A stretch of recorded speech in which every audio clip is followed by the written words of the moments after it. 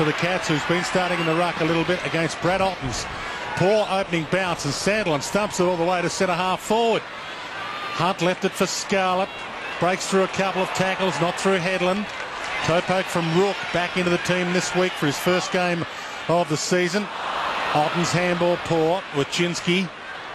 Bartel coming off a splendid game last week. Kelly to Hunt, who can launch long, goes short. Nathan Ablett. And this is the position A to kick a goal at the City end, where Nathan Ablett is right now. Gee, they hit the ball a couple of times. Very hard, aggressive against West Coast last week, Geelong, but there was a couple of contests on the wing there, Dwayne, where they hit the ball very, very hard. Up against Luke McFarlane today. Nathan Ablett. Kicked 3 goals last week against the West Coast Eagles here. And he opens with a goal today.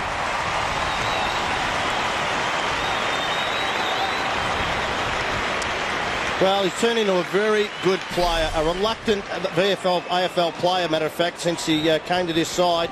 And, this year he's just shown, I think he's a lot fitter. And there's Josh Hunt, a late inclusion into this side for Andrew Mackie. And coming off halfback, just set it up beautifully. Matter of fact, kicked over Cameron Mooney's head. And Nathan Ablett, he can do that. He kicks fairly well, but he's also given a great target in this Geelong forward line. Sandy lands and Otten's going at it in the ruck. And Nathan Ablett's form has been so solid. They've dropped Tom Hawkins for this week's game. The Cats, 4 goals and 3 goals for Nathan Ablett in his last 2 games. From the ball up, Crowley got the kick away. There's a free. And it's going the Cats' way to Joel Corey.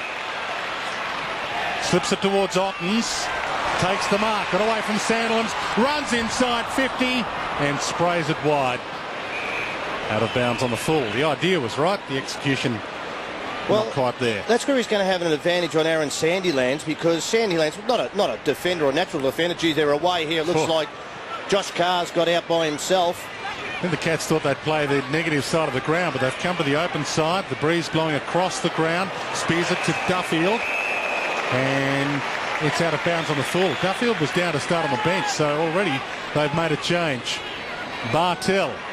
Long inside 50, Stokes. Ball bounced unkindly for him. Bell dumped. Josh Carr again.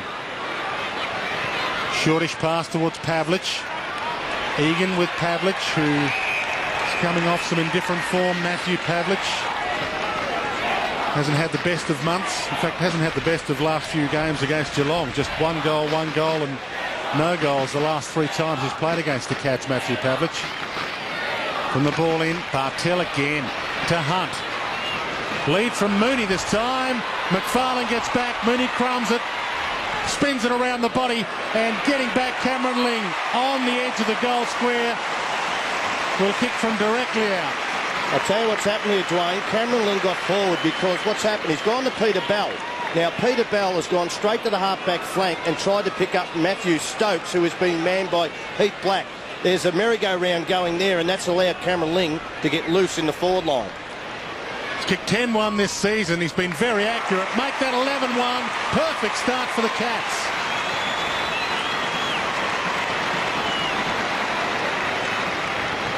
I'll tell you what, Josh Hunt, Andrew Mackie might have been a late omission from this side, but in the inclusion's having an impact on the game already. And his beautiful kicking position, that would have hit Cameron Mooney on the chest. Fremantle Doctor got his hands in, but that's where it's worked, because Peter Bell is nearly playing as a halfback flanker, going to Stokes. Cameron Ling now becomes a loose forward line player. Cameron Ling tagged Daniel Kerr last week, kept him possessionless in the last half. It was a sensational performance by the Geelong Mayor, Cameron Ling. And what a start for the Cats at home. From the ball up, Matthew Carr, Crowley. Gary Ablett stole it, back to Bartel. Half forward, Stokes is down there. Ball bounced unkindly for him. McFarlane in game 100 for him to Bell. Now Dodd. Kick smothered. Enright. Corey. Magnificent tackle by Solomon. That's his forte. And it does come out. Hunt again. Had a ton of it. Black. League comes. Tarrant was a tough ball for him and Pavlich, and Egan steals to Scarlett. Now Kelly. Varco calls for it long. Kelly's poke not that good. Hayden, he left it for Steve Johnson, then caught him high. Umpire didn't see it. Will get a ball in just in front of Rowan Smith, who's downstairs. Yeah, he's just got a couple of key matchups, boys. You've already mentioned Ling and Bell. Gary Ablett looks like Crowley's running with him. Josh Carr's got James Bartell for the day as well.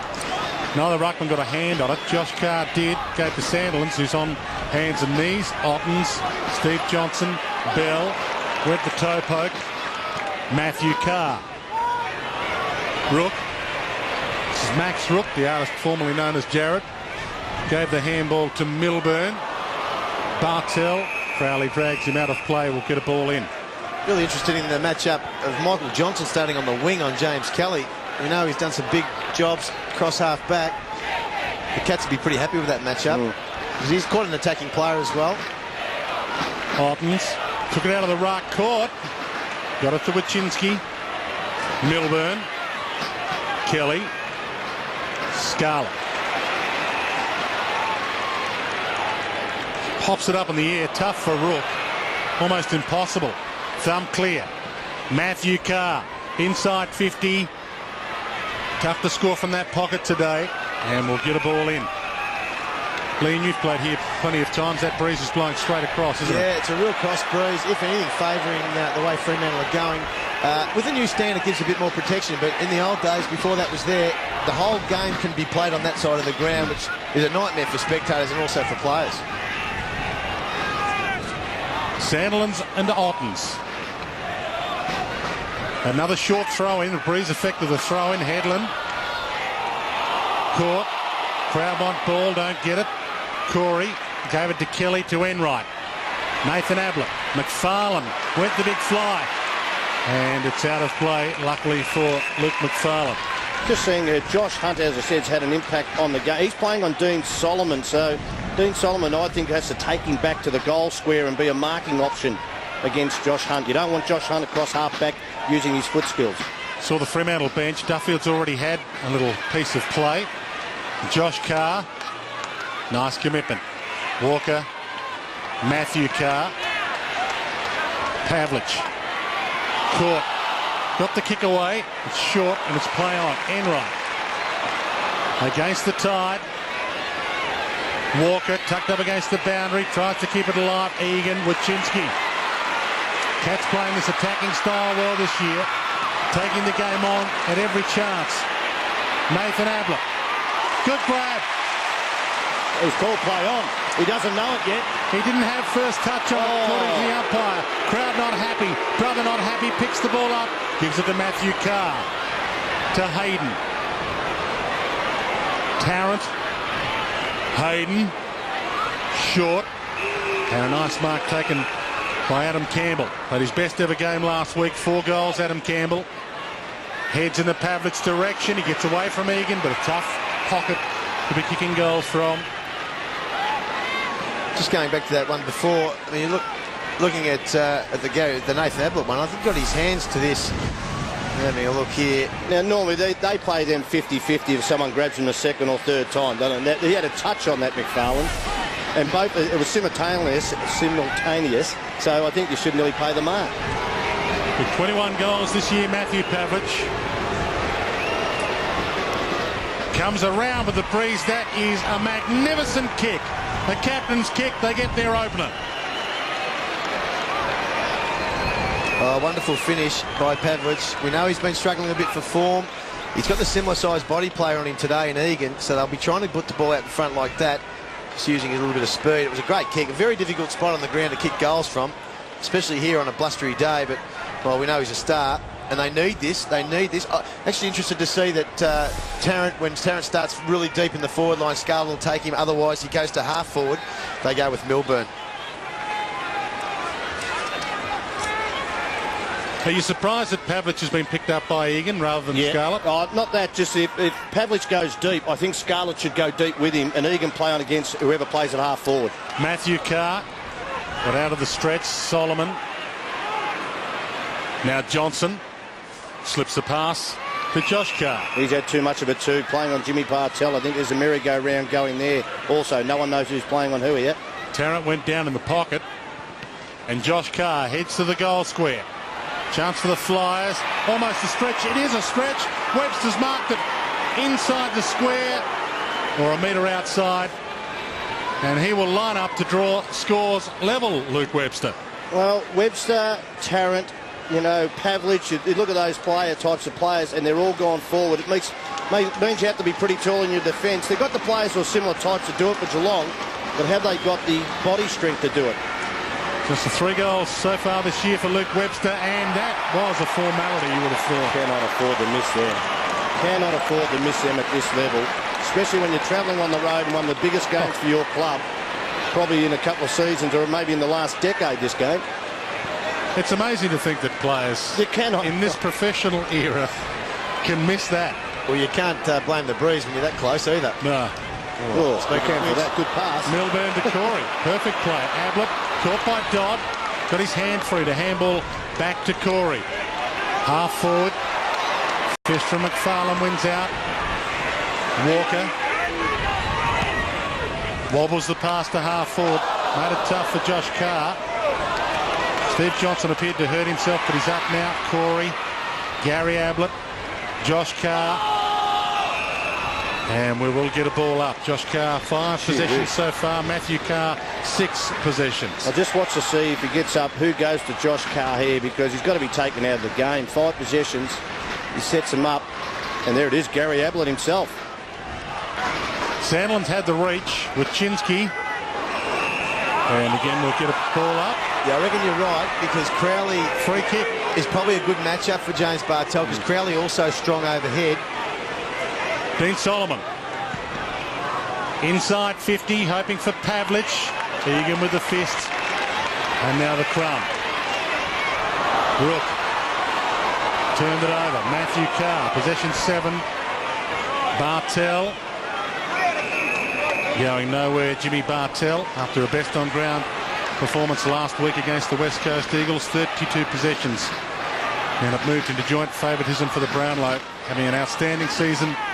Jimmy Bartel, and he likes Fremantle. He's got Brownlow vote form against Fremantle a couple of times and goes in and tries to snare this one. Egan, Blake now on, Ling, Hunt, trouble, back to Ling. This is better. Well, they're out now. Milburn, and Rook can run. We can use Ablett or run, and it's probably a good option to use Ablett. Yeah. We know he's a good user of the footy. We've got Varco deep here. He might go all the way, Gary Ablett. Sizes them up. Oh, low Stokes. trajectory. Stokes, can he run onto it? Hayden's with him. Stokes, caught, slung. Wachinski, caught, slung, kicks, goals.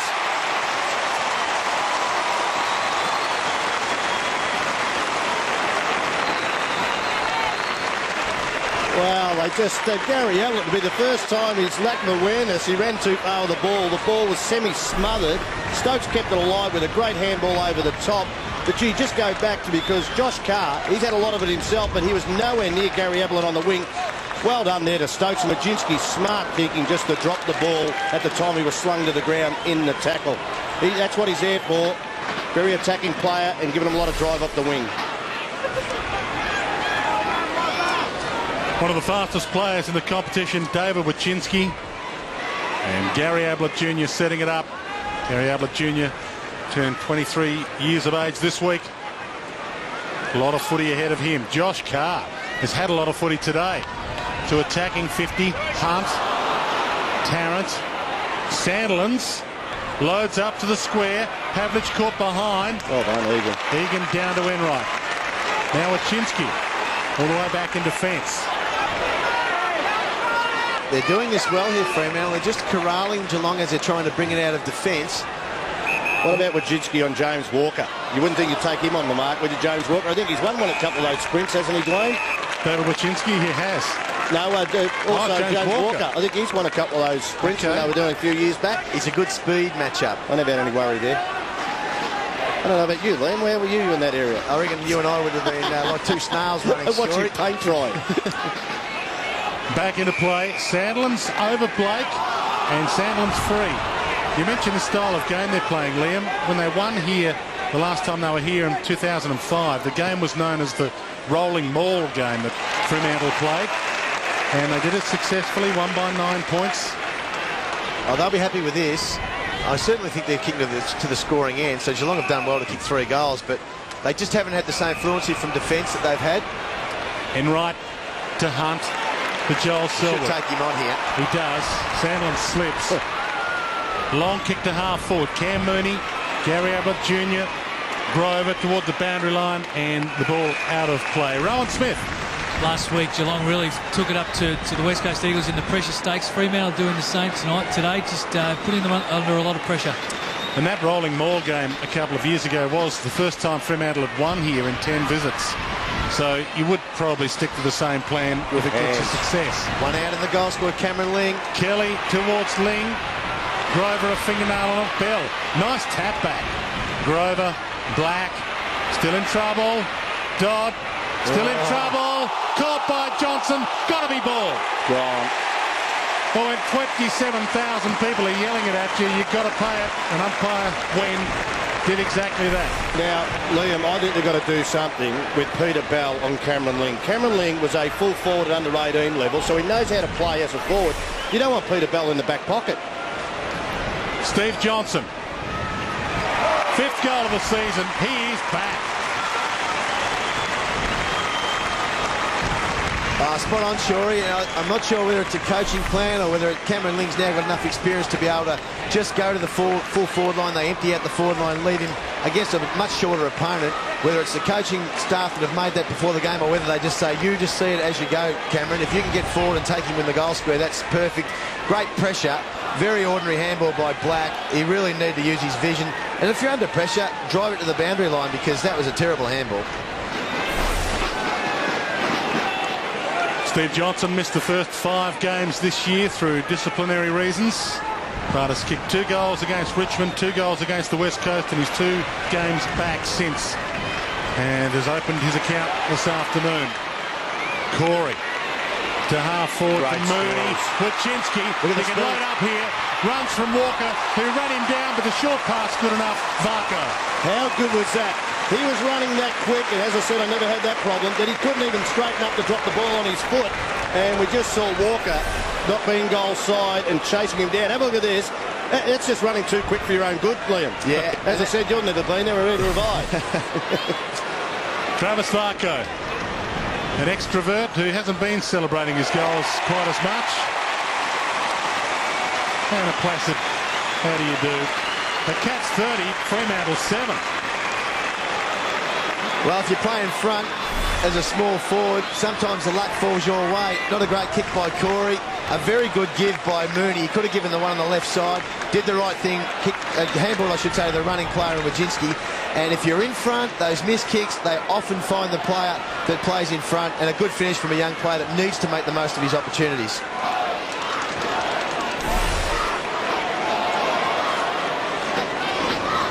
Five goals straight, the Cats. Fremantle should have 2. And Webster's miss from the goal square might be costly. Warnock into this team as a late replacement for Paul Hazelby. With a holding. And it's going to go to Tarrant. Yes, Egan must have been holding in the marking contest. The umpire is saying he wrapped his arms around. Looks like Peter Bell has pushed to the forward line now, although Cameron Ling's coming off the ground anyway for his spell. Been a good player this year for Fremantle, Chris Tarrant, especially the last fortnight when Matthew Pavlich has been struggling for form. Kicked 2 goals, 2 last week, Chris Tarrant. 23 possessions and 9 marks. He is in form, and they'll need him to do a little bit more of that. He gets their second. Well, he has been in great form, and the marking, the umpire said that he wrapped his arms around and we just missed it in there. But any time, and I don't mind that. I think if players have got their arms wrapped around them in the bear hug before the ball comes to them. But about Cameron Ling, I thought, did that to Daniel Kerr a fair bit around the stoppages last week. And maybe the umpires, knowing that the umpire's coach said we've got certain players we protect, were a bit reticent to play free kicks. Chris Tarrant playing here at Skills Stadium for the first time in his career. He's played 169 games, but Collingwood never plays here. Capacity crowd here only about 26,000, so Geelong always plays Collingwood in Melbourne. From the ball up. That's a that's a staggering statistic, isn't it? Those two boys haven't been here. Yeah, Dean Solomon, the other one, because Essendon don't play here either, because Essendon Geelong games are always 40,000 plus on a good day. Kelly, caught. Corey, caught. So, being surrounded by two ex-Geelong players, are you trying to tell me you want Collingwood to come down here and play in front of 30,000 and 35 other thousand people miss out? Yeah, you are biased. That's exactly what I'm saying. From the ball up. Blake got a palm on it. Duffield came through hard. Well done. I tell you, one player there, as we see the ball up. No, sorry, Grano. Hunt. Him I'm going to talk about in a second. Got it out. Johnson, beaten for it by Tenace. Steve Johnson. Three of them out there. They all got a touch. This is David Johnson to Tenace. And now Gary Ablett. Rook. Oh, well done. Very open forward line here. Varco is on the move. Varco's got this. It's a toughish kick. That breeze blowing into his face. Well done to Johnson, Enright, Tenace, all the players involved on the wing here to keep the ball alive for Geelong. They backpedalled a lot, but then got it to Gary Ablett. He's going to have a go at it. He's got a fairly big skill set, Travis Varco. Pokes it to the goal square, and off hands will get a ball in. The player I was going to mention there was Josh Hunt. He's just come off for a spell, but sometimes when an opportunity is presented, and in this case it was young Mackie out of the side, you really need to grab your opportunity. I think his attack on the ball so far in this match has been first class.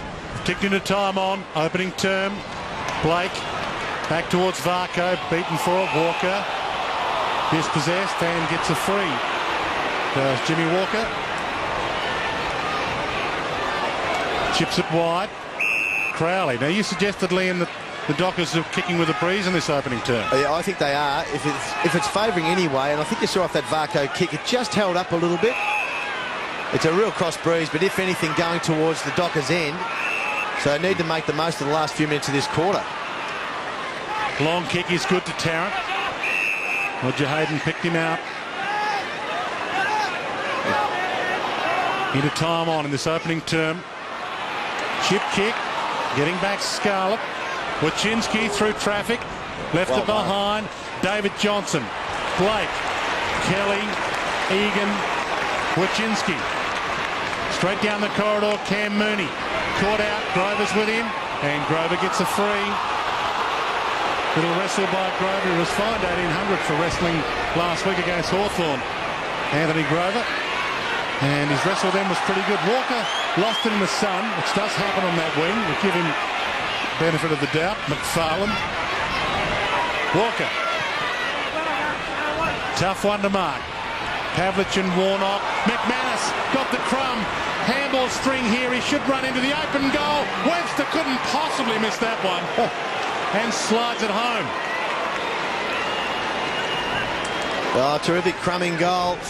And as you say, he couldn't have missed it there. Good chain of handballs, actually. Well, the opportunity there, well, that's just the sun. You can't do much about that. But that's exactly what Fremantle need. A bit of a hit and hope, really. And Dave Johnson left his man, helped out, but the Crumbers were in the right spot. And you just need to be there. If your opponent is front and square like McManus was then, you just need to be arm across there.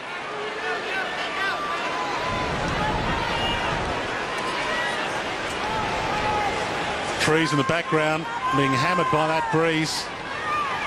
30 plays 19.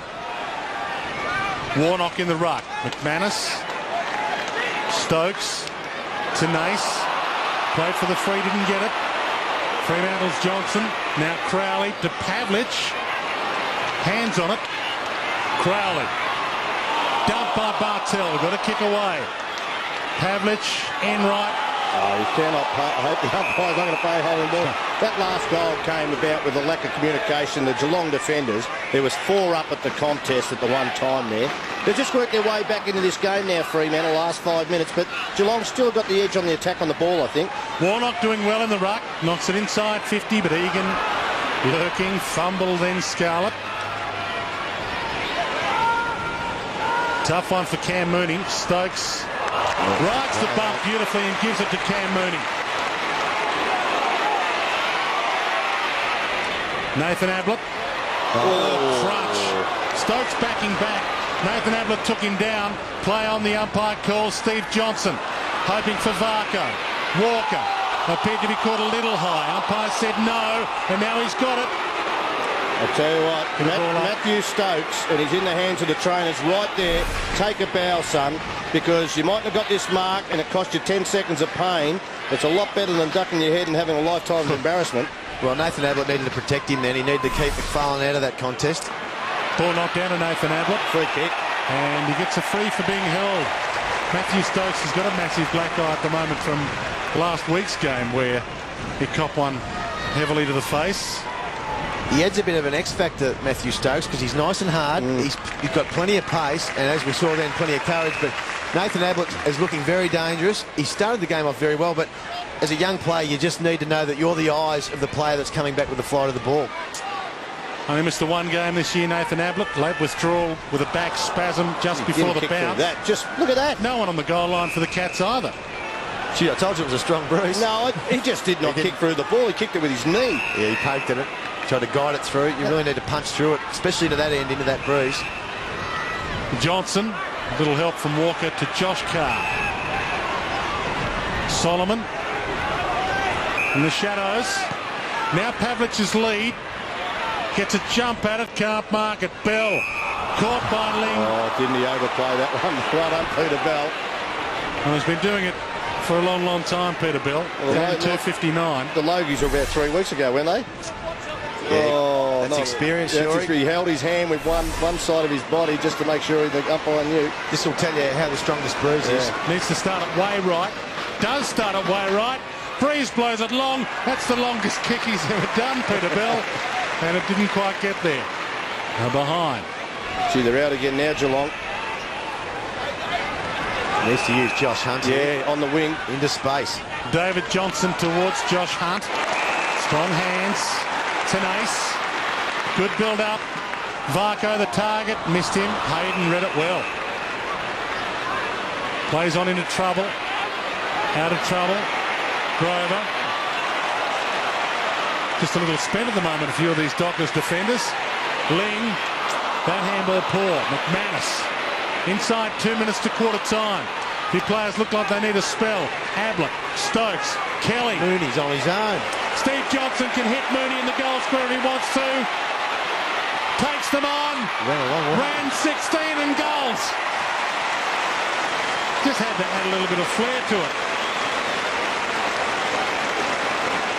Now, you're talking about, we go back and we have a look at that, Steve Johnson, he could have gone short to Mooney. I think the percentage play was what he did. Good play, good thing. Because he had his back to goals, he could have chipped short to Mooney, but in this tricky breeze, who's to say he would have got it there? He needs Mooney really on that situation to come out and say, keep running, because he ran all the way in, but he thought about it, I reckon, for about a half a second. He did call him, I thought. With the ball, he sort of said, come towards me. He can still give it off with his tackle. 2 goals for Steve Johnson. 6 straight for Geelong. Fremantle 3-2-20. From the ball up, Matthew Carr left to behind. Yeah, with 90 seconds left on the clock, we'll get a ball up. They're a bit harder at the stoppages at the moment. Oh, that is the one part, even if they're kicking into a breeze, that has got them this lead in this game. They are tougher than Fremantle. Just an edge, that's all it is. Alton's got the knockdown. Black, the takeaway. Duffield a couple to beat. Got a fist in. Hunt. So plenty of it, the late inclusion. To Tenace, to Stokes. Still time here for a late cat score. Spears it to Mooney, missed it. Grover. Mooney's got it, but Grover's got him. Ball up on 50. Don't like, if Michael Johnson is playing on Stokes, and it might have just been a mismatch for that second. We see here Mooney going for the mark. And then second up, but no way he could get rid of that. Stokes will be too flexible at ground level for him. The ball up, Hunt again. Walker's got him. Black, a little slip. Toe poke, terrible. Bartel, that wasn't good. Webster, that wasn't good. Gary Ablett Jr., that was good. Bartel, inside 50. McFarlane gets back. That was very, very good. Well, Michael Johnson's now playing on Kane Tenace. Now, I'm not quite sure why. He developed into a very good key defender last year. They got him playing on a wing. He's had so far Kelly and Tenace. I'm not sure that's the right spot for Michael Johnson. It's a matchup that it doesn't suit him at the moment, but they like having him in there, maybe with kicking their 3 goals ahead in Geelong, just to keep it and try and balance it, not balance things up, but have a big, strong body there. I'd be scared too, because at ground level it becomes a major issue. Josh Carr called to play on. It wasn't 15 according to the umpire. Duffield can just hold this up if he wants. He doesn't want Matthew Carr. And on the siren, David Mundy towards Pavlich. It's been a very entertaining opening term. Fremantle, who for a while couldn't get their game going, were able to get themselves back into it. But the Cats, with 6 straight, made them pay. 6 straight 36 to Fremantle, 3-2-20. Bright sunshine at the moment here at Skilled Stadium. Almost a full house, as it was last week for the Cats game against the West Coast Eagles. But the Dockers, after their last visit here, a 9-point victory back in 2005, would be reasonably confident being able to repeat the dose today. 36 plays 20, quarter time at Skill.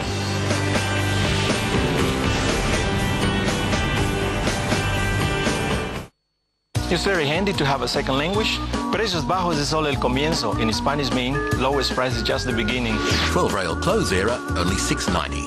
Sandalfoot electronic safe, $29. Vito 1800-watt electric chainsaw, $89. Craft Tech 7.5-metre powered tape measure, $19.87. Gutter guard, just $1.94 per roll. It is a bonus. It is a bonus, yeah. Bunnings Warehouse. Lowest prices are just the beginning. Stop everything! Harvey Norman's massive computer and printer clear out is on now. Stunning price cuts across the range. Compact Vista notebook slashed to just $747 after $100 cashback. Slice over $250 off this Acer notebook with dedicated graphics, now $1,298 after $149 cashback. NEC desktop with 17-inch screen sacrificed at $798. We're clearing printers. Receive up to 25% off HP printers and multifunctions. Buy now on 32 months, no deposit, no interest until January 2010. Harvey Norman's computer and printer clear out on now.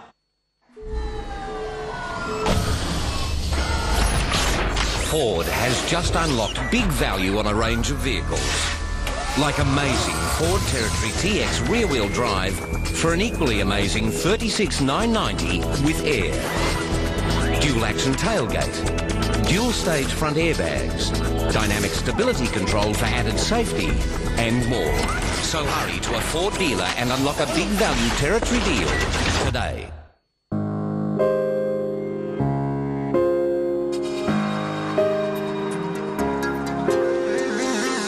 High-definition surround sound. Entertainment on the go. Multitasking business applications and fastest ever data transfer. XDA Atom Life. The center of your world. Live Earth, the concerts for a climate in crisis. 7 gigantic concerts across 7 countries in one day. The biggest ever coming together of people for the planet. Crowded House, Jack Johnson, Wolfmother, Missy Higgins, Sneaky Sound System, Paul Kelly, Eskimo Joe, John Butler Trio, and more. Live Earth, the 7th of the 7th, 07 at Aussie Stadium. Get your tickets now. Tonight, the English clash with the Windies in the first test. Can the Poms put the Aussie summer behind them and get that winning feeling back? Oh, yes, you wouldn't believe it. England v the West Indies, tonight, 7:30, live, Fox Sports 2.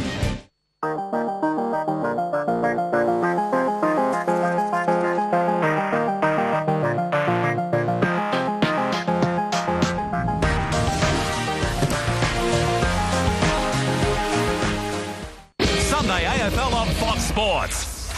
The Swans need to turn their season around soon, but at 1 o'clock they run headlong into the new Premiership power, Port Adelaide. Goal!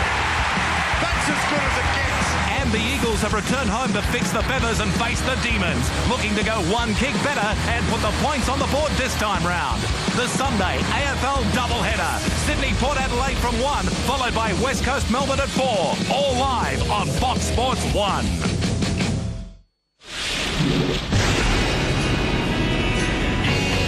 Rook can run. Ablett or running. It's probably a good option to use Ablett. You know he's a good user of the footy. We've got Varco deep here. He might go all the way, Gary Ablett. Sizes them up. Low trajectory. Stokes. Can he run onto it? Hayden's with him. Stokes. Caught. Slung. Wachinski. Caught. Slung. Kicks. Goals.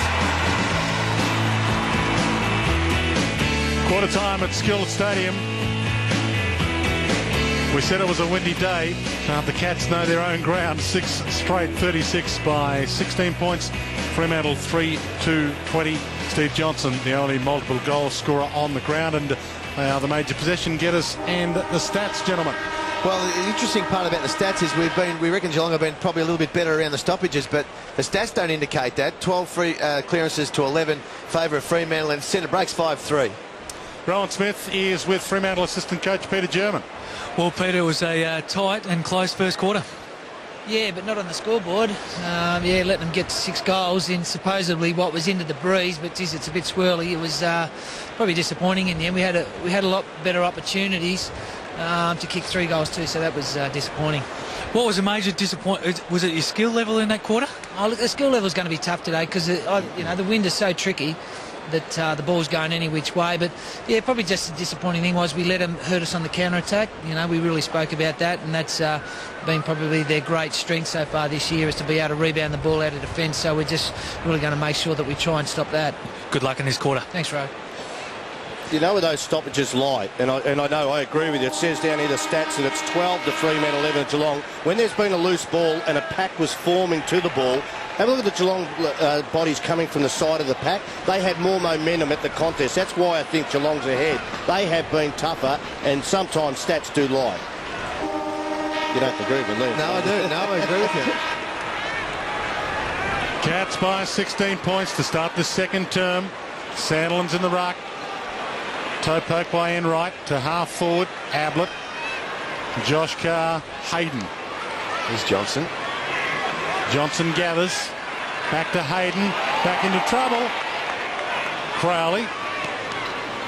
Shortish pass. Pavlich. Good punch by Egan. And gathered his own ball. Kick not so good. Set his own teammate up. Bartel the crumb. Through the legs of Milburn. Headland dives in. Solomon wraps it up. Keeps the ball in. Looks for a target. Does get it out eventually. Crowley. Kick inside 50. Rook. Handball out to Enright. Cats out of trouble. Bartel. Ling. Spears it towards Mooney at half forward. Varco couldn't quite sprint back on it. Mooney dives in. Grover put the toe in. That's exactly what I'm talking about, putting the body in, Dwayne. Hard Mooney at the contest. To Corey. Slips the pass towards Ottens, and that's his end for full forward, Brad Ottens. My word, it is not the worst spot to be having a shot here at this ground as well. They worked really well as a combination. It was a good kick to Ottens, but little Stokes just got in the way of the big fella there. As we look at Mooney, terrific attack on the footy. And unfortunately, his opponent, Ottens, just had a little slip there. And look, that can be all you need if the ball is being delivered lace out like that. It's a good kick. Starting to find some consistency. Brad Ottens took the mark of the year last year, played all 22 games last year, and kicked fairly well last year. Unfortunately, didn't kick well then.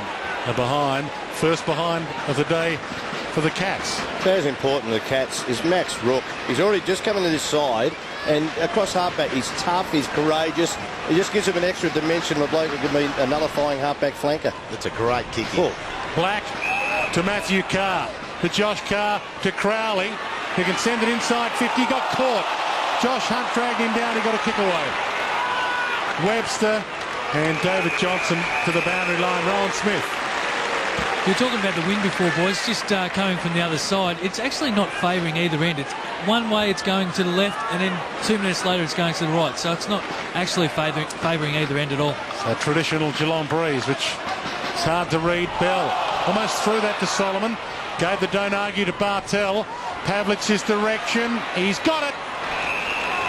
Good strong mark. Sorry, that was a wonderful kick by Dean Solomon. I reckon he looked at the corner of his eye and he just kicked to the space. Now, it can be a risky kick, but he kicked it to the space of a champion, we know that, who protected the ball, I should say, from his opponent, Matty Egan, who couldn't do a lot there. But look, I reckon that kick under pressure was just spot on. Needs a good one, Matthew Pavlich, as we said. 9 possessions and 3 marks and 1 goal last week. They were the worst numbers of any player in the Dockers team. This for goal number 2 this afternoon. Nice off the boot. It's a behind. Just when he marked that ball, though, he came from deep in the square, and there's Bell, and of course the kick by Solomon. Looked across, no doubt. Great call, Liam. He saw there was a gap there, and Pavlich was running into it. But that's where Matty Egan, having come from the square, he's better at centre-half back, I think, and Scarlett playing from the square. Might have to look to swapping that match-up over every time. Scarlett to Kelly. Straight down the middle towards Cam Mooney, who's coming hard. Wanted to take someone out. Ball left behind. Mooney's man Grover. Handball out. Hayden. Pavlich. Just got the kick away in time, Mundy. And it travelled the required distance to Matthew Carr. Possession number 9 for him. Solomon the flyer from 5 deep. Sandilands. It was over his head, which is tough to do. Headland. Hasn't seen a lot of it. Possession 2 for him. Solomon. High to the square. Peter Bell's going to have to leap here. Might get the crumb. Missed it. Rook. Ling. Milburn. Defensive behind if they want it.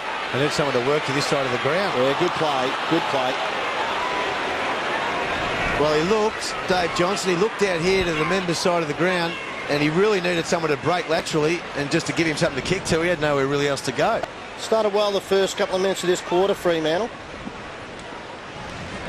Just need to capitalise on the kicks for goal. Matthew Scarlett straight down the middle. Sandilands read it beautifully. Pavlich. No one to go too long. Headland's lurking. Crowley's in the pocket. Scarlett, they all missed it. Ball in. I wonder what Bomber Thompson was said in the coach's box when your fullback kicks a torpedo. Well, it turns into a mongrel straight to the opposition ruckman. We hear people say, why don't they go long down the guts when they're kicking out from fullback? That's right. There's always a ruckman there. Sandilands with the palm down against Blake. Ling. Blake. David Johnson. Again, nothing this side of the ground. Rook. Still nothing there for him. Varco's got 2 to beat here. Mundy takes the mark. Rowan Smith. Just watching Cam Mooney before, he's come off with a cut head. Just gone straight up to the rooms. Probably needs a couple of stitches. Might put some staples in it. McManus to Johnson. Thought about playing on. Gee, he took half a step. That was a netball step. He was called to play on. Tarrant. Breeze blowing at his face. Will line up for his second. They're building here, Fremantle. And look, I think you're spot on, Shorey, that they're building a really good wall when Geelong are trying to bring it out of defence. They've just pushed their zone back a little bit, and it's actually really good coaching because then their forwards are working. Took 1 for the afternoon, 16 for the season, Chris Tarrant. And the Breeze just pushes that right. Didn't do a lot of goal kicking before the game, Fremantle, strangely enough. And here's Cam Mooney. Okay. Well, I think he was looking for a body to hit there, but came on second best. And while he's off the ground, this is a problem for Geelong, because as you say, they're coming off half-back, but they've got no one from centre-half forward leading hard like Mooney would into space. They've got Nathan Ablett's come up the ground. He doesn't do that naturally. He's more inside 50 player. Ling. Nathan Ablett. Done it right there, though. Great fist, Grover. It's very stop-start, though, when they bring it out of defence, Geelong. Grover's a good player. He's an underrated player. Highly rated at Fremantle. Underrated by the umpires. He's played 115 games without ever getting 1 vote. Just does his job. Bartell. Milburn. Kelly. Nathan Ablett, centre of the ground, leaves it for Corey. This is better. Wojcinski sizes them up, goes long to Ottens, goal square, held by McFarlane. Free kick to Brad Ottens. Just great ball movement. That was it, wasn't it? They were so stagnant. They just needed someone to break the lines. Who was it? David Wojcinski, and that's his job. That's why he's been brought in this side. And the umpire's saying he's holding the jumper, having his arms wrapped around him. Well, they should do that around some of the stoppages also, not just key forwards.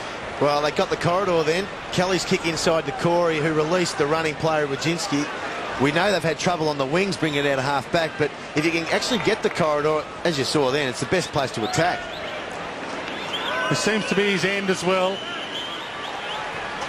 And that was never in doubt. Ottens gets his first. Well, I think he's a very important player. We look across Liam his whole career, and there it is. Wojcinski comes through the lines, and Walker's having trouble knowing when he's going to link up and when he's not his opposition player. Wasn't big, and it wasn't. Gee, how many more goals do you think Tony Lockett would have kicked in his career with these rules played today, Liam? But gee, that's what Brad Elton's got to do. Get front. He's got a big body, and he also can get on the lead. He's fairly quick for a big man. Luke McFarlane's having his troubles at the moment. Starting to pay off at the moment. The recruitment of Brad Alton's 129 games for Richmond. They could do with him now. Chris Connolly in the box. Got some work to do. Crowley's kick off the side. Selwood. Josh Carr. Corey. Cat's looking slick. Wojcinski. Too slick. Inside 50. And he ran too fast for his kick again. It's almost as hard to catch as he is to spell. Here's Wojcinski and another behind to his name. That's a very good summary. And that's been a bit of a problem with David Wojcinski's over the years, that he doesn't actually steady. Now, he didn't probably have a chance there because it was a good chase by McManus, but he does need to just maybe take a half a stride back when he's going to have a shot at goals. Sandlin's good hands. You probably know better than Liam, anybody, Liam, but gee, much maligned from Geelong supporters over his career here, though, Wojcinski. I think he's the modern player for this style of game. Well, I missed him when he was out for that year. Kelly, Selwood, David Johnson, Bell. No 50. Solomon. McManus. Good build up this. Pavlich leads to the pocket. He can get his arm slapped according to the umpire. Play on. Josh Carr. No one to centering ball to. And magnificent wraparound tackle by McManus will get a ball in. Not sure that was the best option coming inside 50. I mean, Pavlich is such a great player, but you can't direct every ball through him. He was in the pocket. He was under pressure. I think there was options on the other side of the ground. Sandlin's flick to Josh Carr. Caught by Selwood, no prior opportunity. We'll get a ball up. Well, that's one thing that's come back in the game that I've noticed, because of the centre bounce rule where you can only have 2 steps. The art of palming the ball has been brilliant, I think, this year. And that by Sandilands at the boundary throw in there, just fantastic to Josh Carr. Sandlin's again, but this time down to David Johnson. Bomb to the middle, and Dodd got there, did everything right bar, take the mark. Hayden, Grover, Wojcinski. Goes again. Corey. Well, we've got loose players everywhere here, Geelong. And an open forward line if they want to go along, but it's only little Stokes there. Ottens forced a half volley at Steve Johnson. Grover got him high. Steve Johnson's already got 2. Play on advantage. Ablett across the face. That's no advantage. It's a behind. I don't know anybody other than Walker who could tag Wojcinski, but he's becoming a problem. They haven't got anybody as quick. Maybe McManus could do it for 5 minutes. Just try him to take him out of the game. Black, Long, Webster. Held it long enough. Crowd don't like it, but certainly a mark. Hayden. Varco runs him down. Good pressure. Josh Carr. Grover. Crowley. Josh Carr runs on. Just a half smother was good enough. Bartell. Now the Cats on the rebound. Kick missed Varco. Didn't go down. Dodd. Crowley. Hayden. Dodd.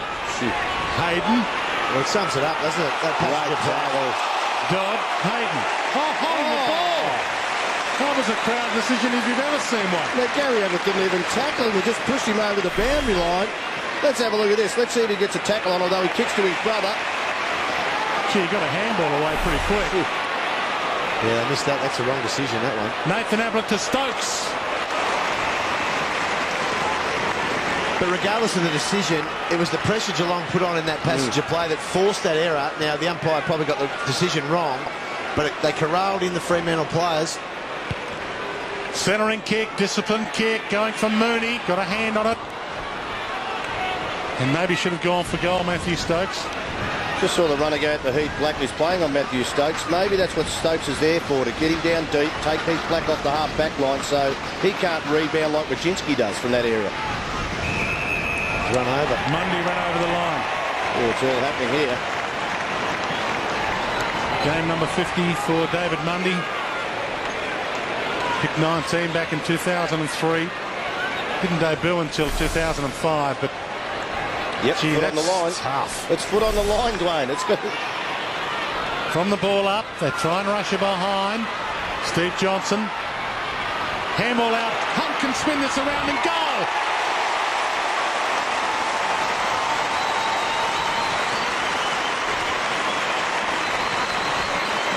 I've liked his game so far, Josh Hunt.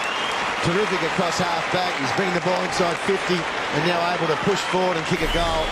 As I said earlier, players sometimes, when they get a rocket and they're out of the side, they realise how desperately they want to be part of it.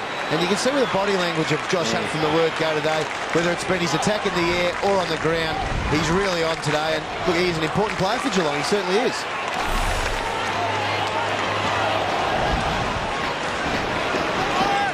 Wasn't down to play today, Josh Hunt. Andrew Mackey, a late withdrawal. Hunt gets game number 88. Cat fan all his life. Playing for the team he loved. Selwood to Corey. High to half forward. McFarlane doing well on Nathan Ablett at the moment. To the wing. Kelly and McManus. No prior opportunity. Bell beaten for by Corey. Back to Kelly. Stokes can't mark it. Hayden, Nathan Ablett, Josh Carr, Matthew in fact, and slap across the face. Got the free. Hayden out of sight. Headland missed it. This. Rook, Corey, Tenace, Milburn, Ottens. Warnock just off the bench comes at him. Otten's got the handball out just in time to Enright. Tough ball inside 50. Mundy knocked it down. Josh Carr. Headland. Position number 3 for Des Headland. She's quiet, isn't Crowley has been. That's where Max Rooks he's had the job on Headland and done the job brilliantly. Peter Bell's got 3 to beat here in the marking contest. Ling, Scarlett and Tenace.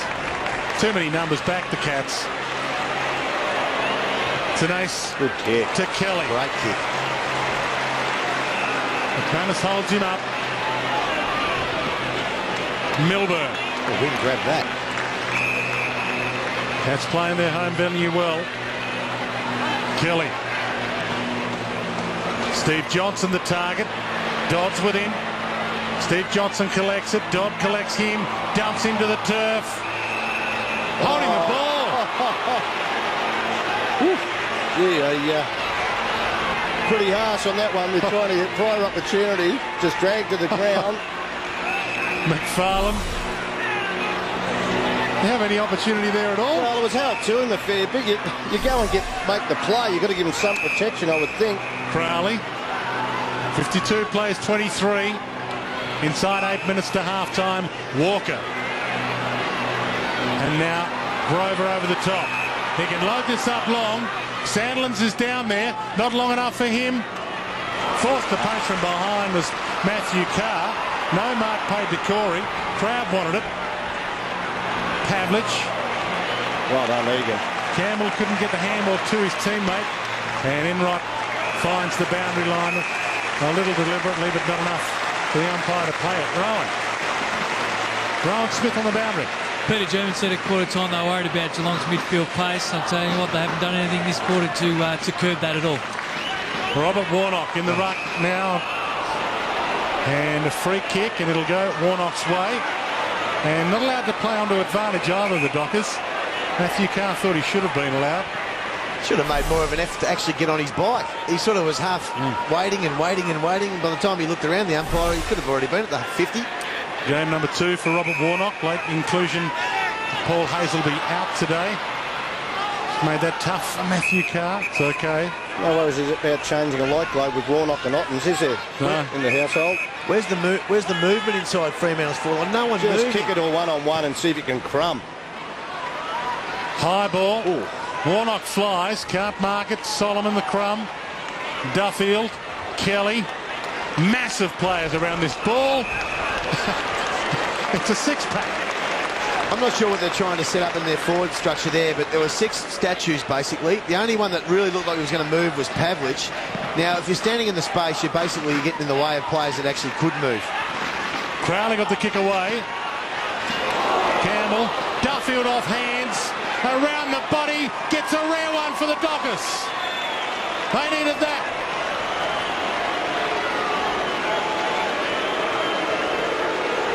Well, did they need that? That was against the flow. And just prior to that quick kick in though, Liam, I think sometimes when they get both sides get floods back, you kick it up high, get someone to try and mark the ball, you're going to get 2 or 3 crummers. Fremantle got their hands on the ball 2 or 3 times in that stanza of play. That was a bit of luck, just came out there to Paul Duffield, who kicked the goal against the Tide in this game, and that was very much needed by Fremantle.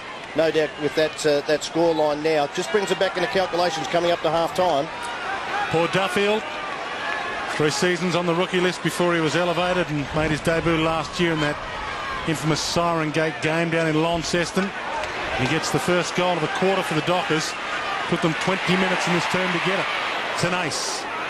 Kick away just in time. McFarlane. McManus ducked the head into Ablett. And the umpire will call that up. I don't think you can play that. At least McManus had his head down. You've got to protect that player. No free kick for anything there. Now he's got his head down. Just ball up, right decision. McFarlane got a toe on it. Out of play. We would say that at the moment Geelong look clearly the better side. Yet by saying that, we see Wojcinski on the bench and then missed his run, just having a bit of a break over the last 5 minutes. In saying that, they haven't put Fremantle away by any stretch. Blake takes it out of the ruck, almost threw it away. McManus to Crowley, kick smothered. Headland off the side. Out of bounds on the full. Egan's ball. We've got Josh Hunt in the goal square here and an empty 50 forward 50 against Michael Johnson, his direct opponent. Too quick for him on the lead. Kelly spears it towards Mooney, chopped off. Now this is the problem because their half-forward line, like I said, Nathan Ablett and Mooney have to lead at the ball carrier. Bad kick. McFarlane's kick terrible. Steve Johnson, Mundy with him. High kick inside 50. Varco keeps it alive. No, out of play. Geelong for a long time have said that they're a pretty one-dimensional sort of side. They lack a little bit of leg speed. Varco, Stokes, now Hunt inside the forward 50. It looks a completely different setup. They certainly look like they've got the pace up there. Warnock and Blake, the 2 young ruckmen. Warnock with a second knockdown. Well done. To Dodd by hand. Young Warnock was on his knees handballing that out. He was still taller than me. Geez, he's got some ability. At ground level, he went second effort there. He's taller than his brother. 2 ruckmen of the future, of course, Blake. His brother Matthew playing football, the seniors for Melbourne. Quick fire handball to Enright was good from Ling. Stokes missed it. Goes back in. He spins it around the body, and that's his bread and butter, Matthew Stokes.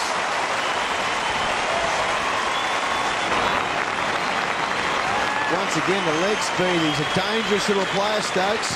He has added another dimension to their forward line. There's no doubt about that. I know Geelong love his attack on the footy. Even then, he went at the footy hard, was able to follow up. And they need those sort of players, especially missing Paul Chapman. I mean, he's a star of their forward line, really. I know he's been playing a lot more in the midfield, but with those quality players out, these young players like Varco and Stokes really need to stand up, and they've been very dangerous today.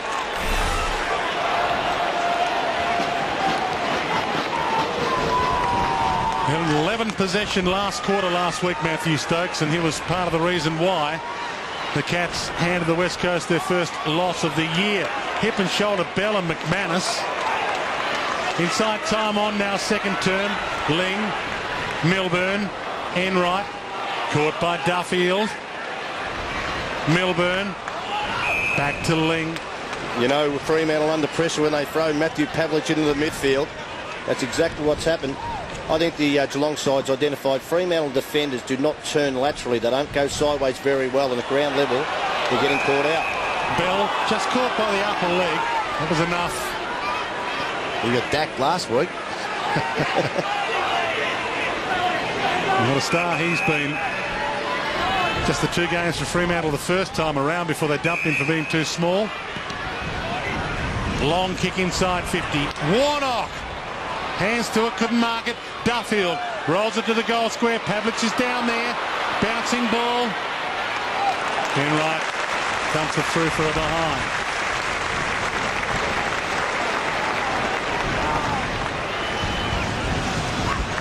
Good play on from fullback by Milburn to Scarlett. Now Nathan Ablett. Almost in slow motion at the moment, this game. Caught. Nathan Ablett definitely in slow motion there. Yeah, he shouldn't be asked to do that role like that. I know Cam Mooney, he's got to come up and work harder up the ground to help out Nathan Ablett. McFarlane let him go, and Ablett was 20 yards clear. He did the right thing. Had no one else to kick to. Cam Mooney's got to work a bit harder now. Ball comes back to Luke McFarlane in game number 100 for his career, of course. All started at Hawthorn. To Grover. To Mundy. And now Hayden. If it sits his away here, the leads come. Shortish towards Pavlich. Too far out to score, Matthew Pavlich. Now, this is where they're breaking down. Now, we're looking for some movement inside forward 50 here. There's just nothing. He's just going to have to bang it long again. It worked last time. High kick. Sandlands is down there. Off hands. Wachinski thumped it on. Ling. Steve Johnson. Tenace. Enright. Gary Ablett. Takes them on with a bounce. Runs away from Mundy. Hayden comes at him. Slips the pass to Stokes. Gathers it on the bounce. Ling's pushed down here. Ling gets back to the goal square. It's all about the bounce, and it's a poor one for Cameron Ling. The Dockers pretty happy to see it bounce out of play. Just wondering what's happened to Chris Tarrant's been off the ground for a long time in this quarter, and they need a target in their forward 50. And just saying that, he's coming onto the ground right now. Well, he is a player that does run in the forward line. He does create space for others. Oh, I think he's a very important player. Maybe he's a bit tired, might be cramping. Who knows? You wouldn't think, though, this time of the day. McManus overran it. Hayden. Tough one. No mark paid to Campbell. Johnson around the body towards the wing. Pavlich and Egan. Pavlich. Got a kick away. Quick handle to Josh Carr might have been a better option. To Nace. To Selwood. Cats on the move again. Ottens. Can't mark it. Wind caught the ball. Took it past him. Taps it to Kelly. Dumped. Handball out. Wachinski. The speed again. And it's only a behind. They have dominated this game and still haven't put them away on the scoreboard. You know what Geelong are doing too? They know that Pavlich and Tarrant are the keys. So they are getting numbers back. Or whether Fremantle forwards are pushing too far down the ground, I don't know. But that's what's worrying Fremantle at the moment. Gone Black. Varco ran him down. Just got a toe on it. No holding the ball free. Mundy. Hayden. Under all sorts of pressure at the moment, the Dockers, to stay in this game. Tenace. Half-time siren can't come quick enough for Fremantle. Scarlett, Tenace. Milburn. Free kick. Free kick to Tenace. Got a little push. Been pretty good, Kane. Tenace is coming off the bench. I wouldn't do it. Matty Scarlett is having a little bit of a hurly-burly with his opponent here. Just get away from that. You're in control. You don't want to get any emotion into this game now for Fremantle side. That sort of stuff. When you're ahead, you want to do all the right things and allow them to go down that track. Kane Tenace again. 4th season. 48th game for Kane Tenace. To Kelly, who breaks through Duffield. Nathan Ablett. Oh, McFarlane read it beautifully. To the outer side to Pavlich. A late goal would do the Dockers some good heading to half-time, and a massive hip and shoulder by Pavlich on David Johnson. Both dive back in. Superb contest. Ball up. So what that might have been, you call it, Liam, that might have been the game in one little package there. Bigger body, but he just threw it. Just go abandon Johnson then. Don't worry about my own safety. Alton's down to Crowley. Hunt. Inside 30 seconds to half-time. Bartell, a possession here on the wing important. Kelly gets it. Slips it to half forward. Grover, front spot. That was important. Still over it. Johnson. They get out of trouble. Mundy. Chip kick is good. Yeah, Duffield. They've got an open forward line here. They just can't hit a target. McManus. Caught. And it's half-time here at Skilled Stadium. And the Cats have been dominant. Kicked 6 goals to 3. Even though they were kicking against the breeze in the opening term, Geelong opened up a 16-point lead at the first change. And they now lead by 29. 9-5, 59 the Cats at home. Fremantle 4-6-30.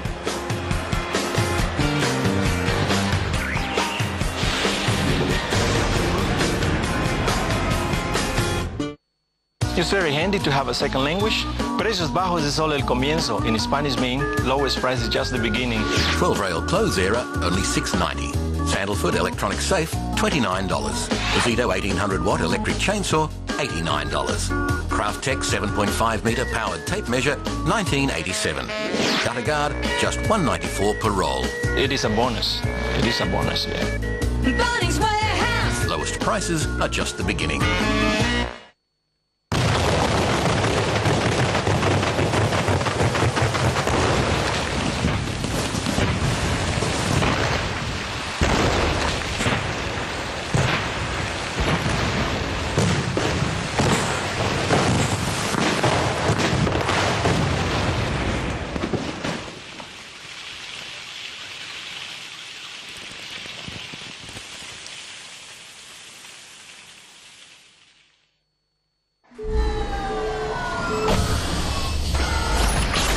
Ford has just unlocked big value on a range of vehicles. Like amazing Ford Territory TX rear-wheel drive for an equally amazing $36,990 with air. Dual action tailgate, dual stage front airbags, dynamic stability control for added safety, and more. So hurry to a Ford dealer and unlock a big value Territory deal today. Stop everything! Harvey Norman's massive computer and printer clear out is on now. Stunning price cuts across the range. Compact Vista notebook slashed to just $747 after $100 cashback. Slice over $250 off this Acer notebook with dedicated graphics, now $1298 after $149 cashback. NEC desktop with 17-inch screen, sacrificed at $798. We're clearing printers. Receive up to 25% off HP printers and multifunctions. Buy now on 32 months, no deposit, no interest until January 2010. Harvey Norman's computer and printer clear out on now. The final of the Investec Super 14 tonight on Fox Sports. Witness the rise of Republic Rugby. For the first time, 2 South African sides in the final. Will it be victory for Victor and the Bulls? An irresistible combination of brute force and blinding pace. Or will it be a shark's tale? The John Smith-inspired mix of old heads and brilliant youth. The Sharks are in the final.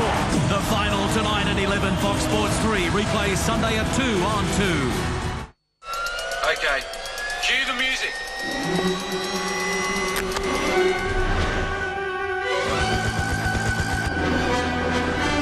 And cue the voiceover.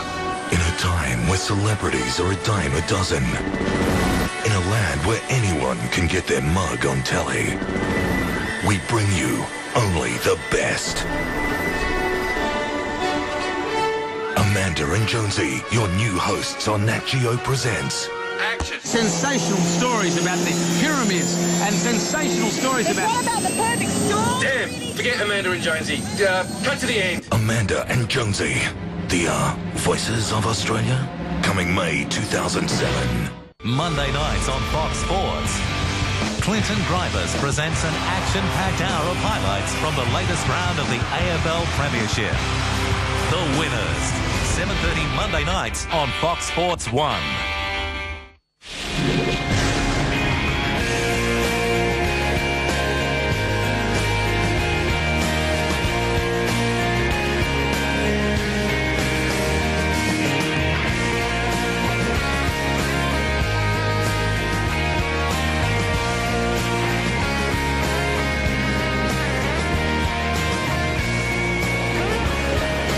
half-time here at Skills Stadium, and it's the Cats by 29 points over the Fremantle Dockers there in the first half.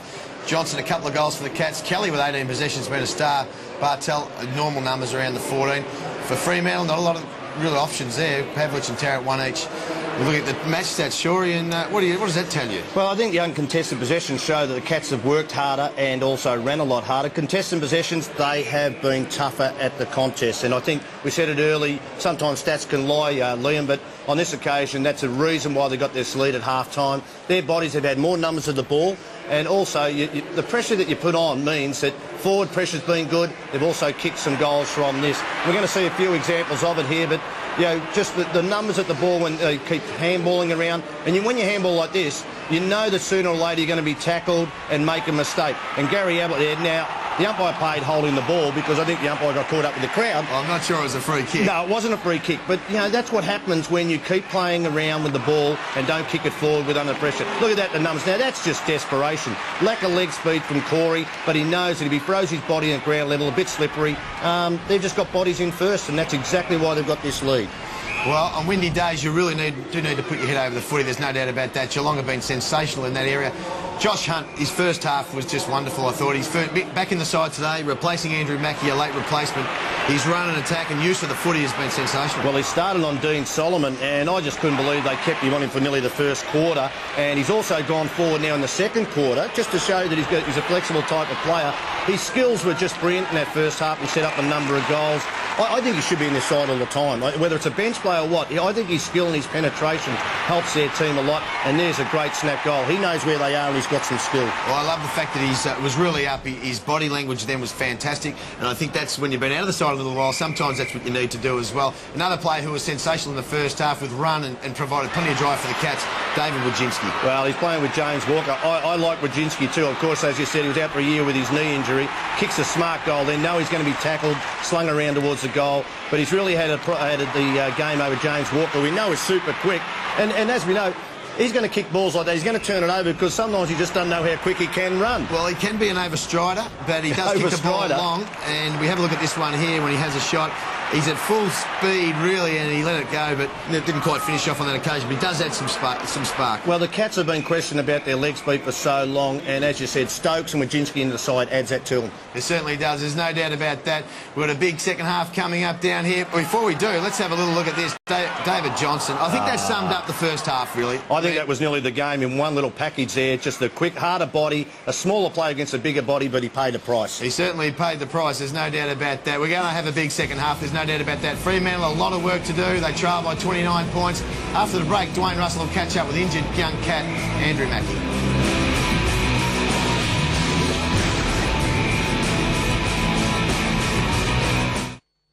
Stop everything! Harvey Norman's massive computer and printer clear out is on now. Stunning price cuts across the range. Compact Vista notebook slashed to just $747 after $100 cashback. Slice over $250 off this Acer notebook with dedicated graphics, now $1298 after $149 cashback. NEC desktop with 17-inch screen, sacrificed at $798. We're clearing printers. Receive up to 25% off HP printers and multifunctions. Buy now on 32 months, no deposit, no interest until January 2010. Harvey Norman's computer and printer clear out on now. The Nissan Superstars have come out to play. The spotlight's on the 7-seat Nissan Pathfinder ST Turbo Diesel. And from just $40,990, you can get this 06 Superstar.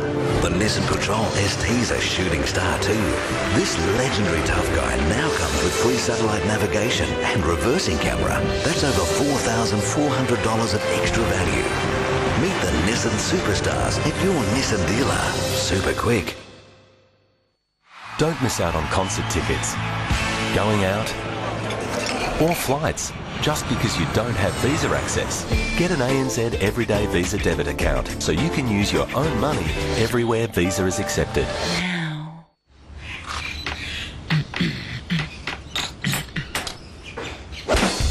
Amp up your breakfast with your chance to win a rocking MP3 mini speaker inside 1 in 3 specially marked Kellogg's Nutri-Grain packs. No city appreciates a sporting occasion like Melbourne. Grand Final Day is the ultimate. For a player, there's no greater thrill than running onto the G. For the football aficionado, the ultimate grand final experience is inside Centre Square. World-class hospitality and a prime seat at the game make Centre Square the ultimate way for you and your clients to enjoy one of the great days in world sport. Don't miss your chance to access the ultimate grand final experience.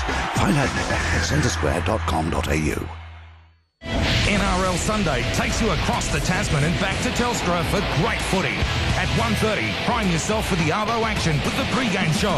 At 2, Warriors West Tigers. Every exclusive second live from Mount Smart Stadium. Talk about quality! And at 6, the Dogs and the Sharp Sharks compare teeth, but who will bite off more than they can chew? Warriors West Tigers live from 2. Bulldogs Sharks at 6. Sunday, all the footy is on Fox Sports. This place is the hallmark of rock and roll. No matter what, this is the Bible in here, and this is a museum. They should be treated with care. Max invites you inside the world's most creative and inspiring recording studio, Abbey Road. You can still feel it in the air, can't you? In this room, it's something magical. If I lay here. Experience music in the making with Live from Abbey Road, Sunday at 10. With encore screenings Monday at 8 on Max. Next weekend on Fox Sports, Rugby Union. The Wallabies return to the international stage. First test against the Welsh, Saturday night, live and uninterrupted. Tennis. The world's elite head to the Parisian clay at Roland Garros. Can Nadal and Ennan achieve an elusive hat-trick? The French Open begins Sunday live. Superbikes. The championship moves to Silverstone. It'll take more than a lost finger to keep Bayless from podium contention. Live Sunday. Next weekend, Fox Sports.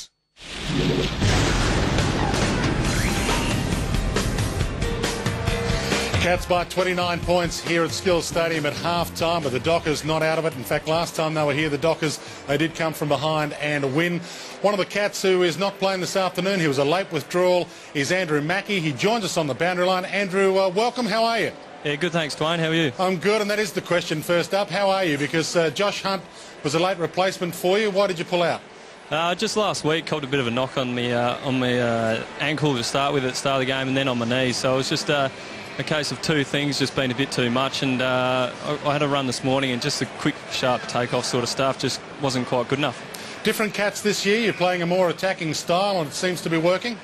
Yeah, I've been off half back, which gives me a chance to just run straight through and hopefully set up a bit of play. And it's been good with blokes like Matty Scarlett and Egan down there. So Darren Milburn giving you advice and all that sort of thing, so it's been good.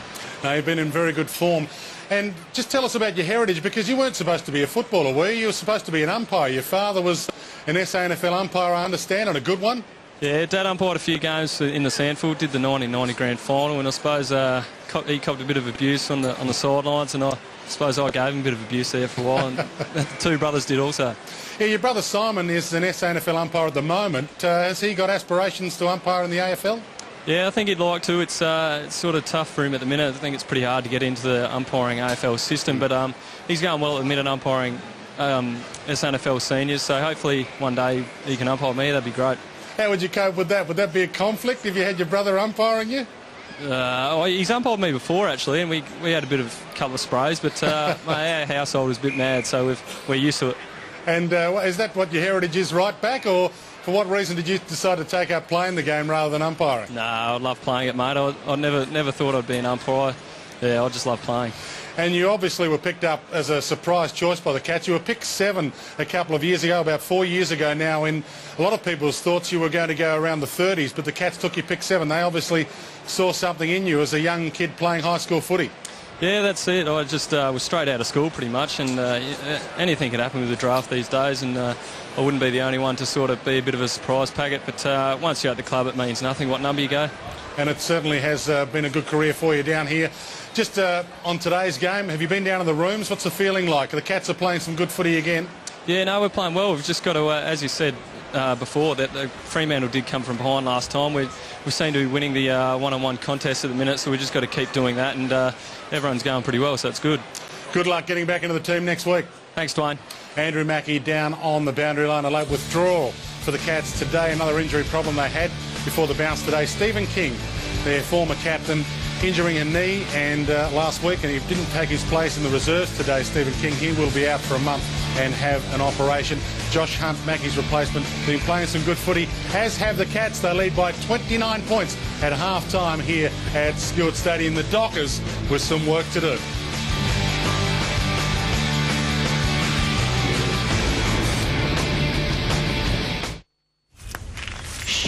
Something's coming. What? Listen and learn. Turbocharged, direct injected, dynamic stability and traction control, sports car. The all-new Mazda CX-7. Everything you love about a sports car and an SUV has come together. CX-7, the perfect reason to cross over to. Warning, what you're about to see will get you in the best shape of your life. If you're tired of starving yourself, doing hundreds of ab exercises and spending money on expensive gimmicks and still not seeing results, then get ready for a breakthrough. Introducing the Ab King Pro, designed to give you flat, sexy, rock-hard abs. Look, ordinary machines only give you a 90-degree range of motion, but the Ab King Pro's secret is in its amazing 200-degree range of motion that targets your upper, lower, middle abs and obliques. You'll firm and flatten your stomach in days, not months. Are you tired of starving yourself with shakes, pills and fat diets? Are you tired of struggling for hours in the gym? Then you need to give your abs the royal treatment. Help flatten that stomach and eliminate love handles. Imagine losing inches as you watch TV. Plus, the Ab King Pro gives you 4 levels of resistance. It's perfect for every fitness level and folds for easy storage under your bed. I feel great. I look down at my stomach. I don't even have a stomach anymore, and I just hop out of bed, look in the mirror, and it's nice just to look down and not see a stomach. Using the Ab King system, I lost 105 pounds. There's not many words you can say on how happy I am about myself. I feel absolutely great. Call and the Ab King Pro can be yours on a risk-free home trial for just $19.95. That's right, you can try it in your own home for 30 days and all you pay is $19.95 delivery. We know you'll love the results of the home trial and we'll just charge the balance to your credit card at the end of the trial period. What an offer, but you must call now. Plus, pay in full by credit card and we'll also include our 10-day slim down plan and our 3-minute Burn It Up DVD free for ordering right now. Have the flat, sexy abs you've always wanted. Call the number on your screen now and try the Ab King Pro and our amazing in-home trial. You have nothing to lose except the kilos. Monday nights, get on the couch with Gerard Healy, Mike Sheehan and Robert Walls as they look at the big stories in the week of AFL. Live from Melbourne, On the Couch, 8:30 Monday nights following the winners on Fox Sports 1.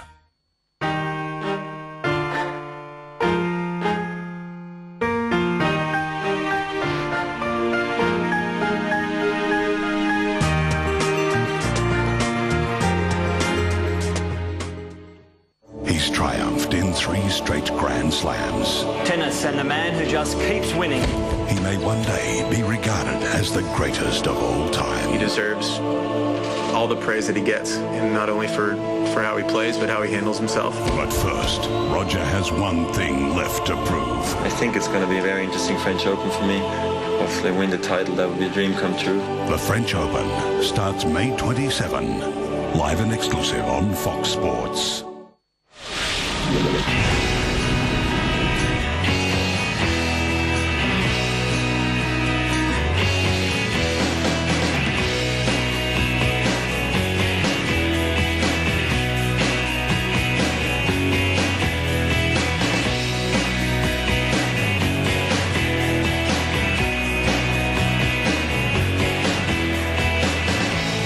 29-point lead to the Cats at home. A few dark clouds rolling in, and there'll be some dark clouds rolling in on Fremantle season if they can't resurrect their game in this second half.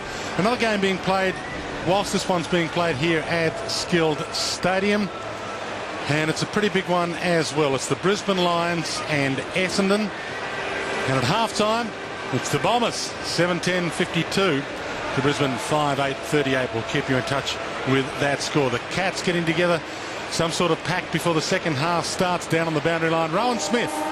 Thanks, Dwayne. Well, In that first half, Geelong dominated through the midfield. They run the ball through defence, got it into their forward line quickly, and they just really dominated that first half.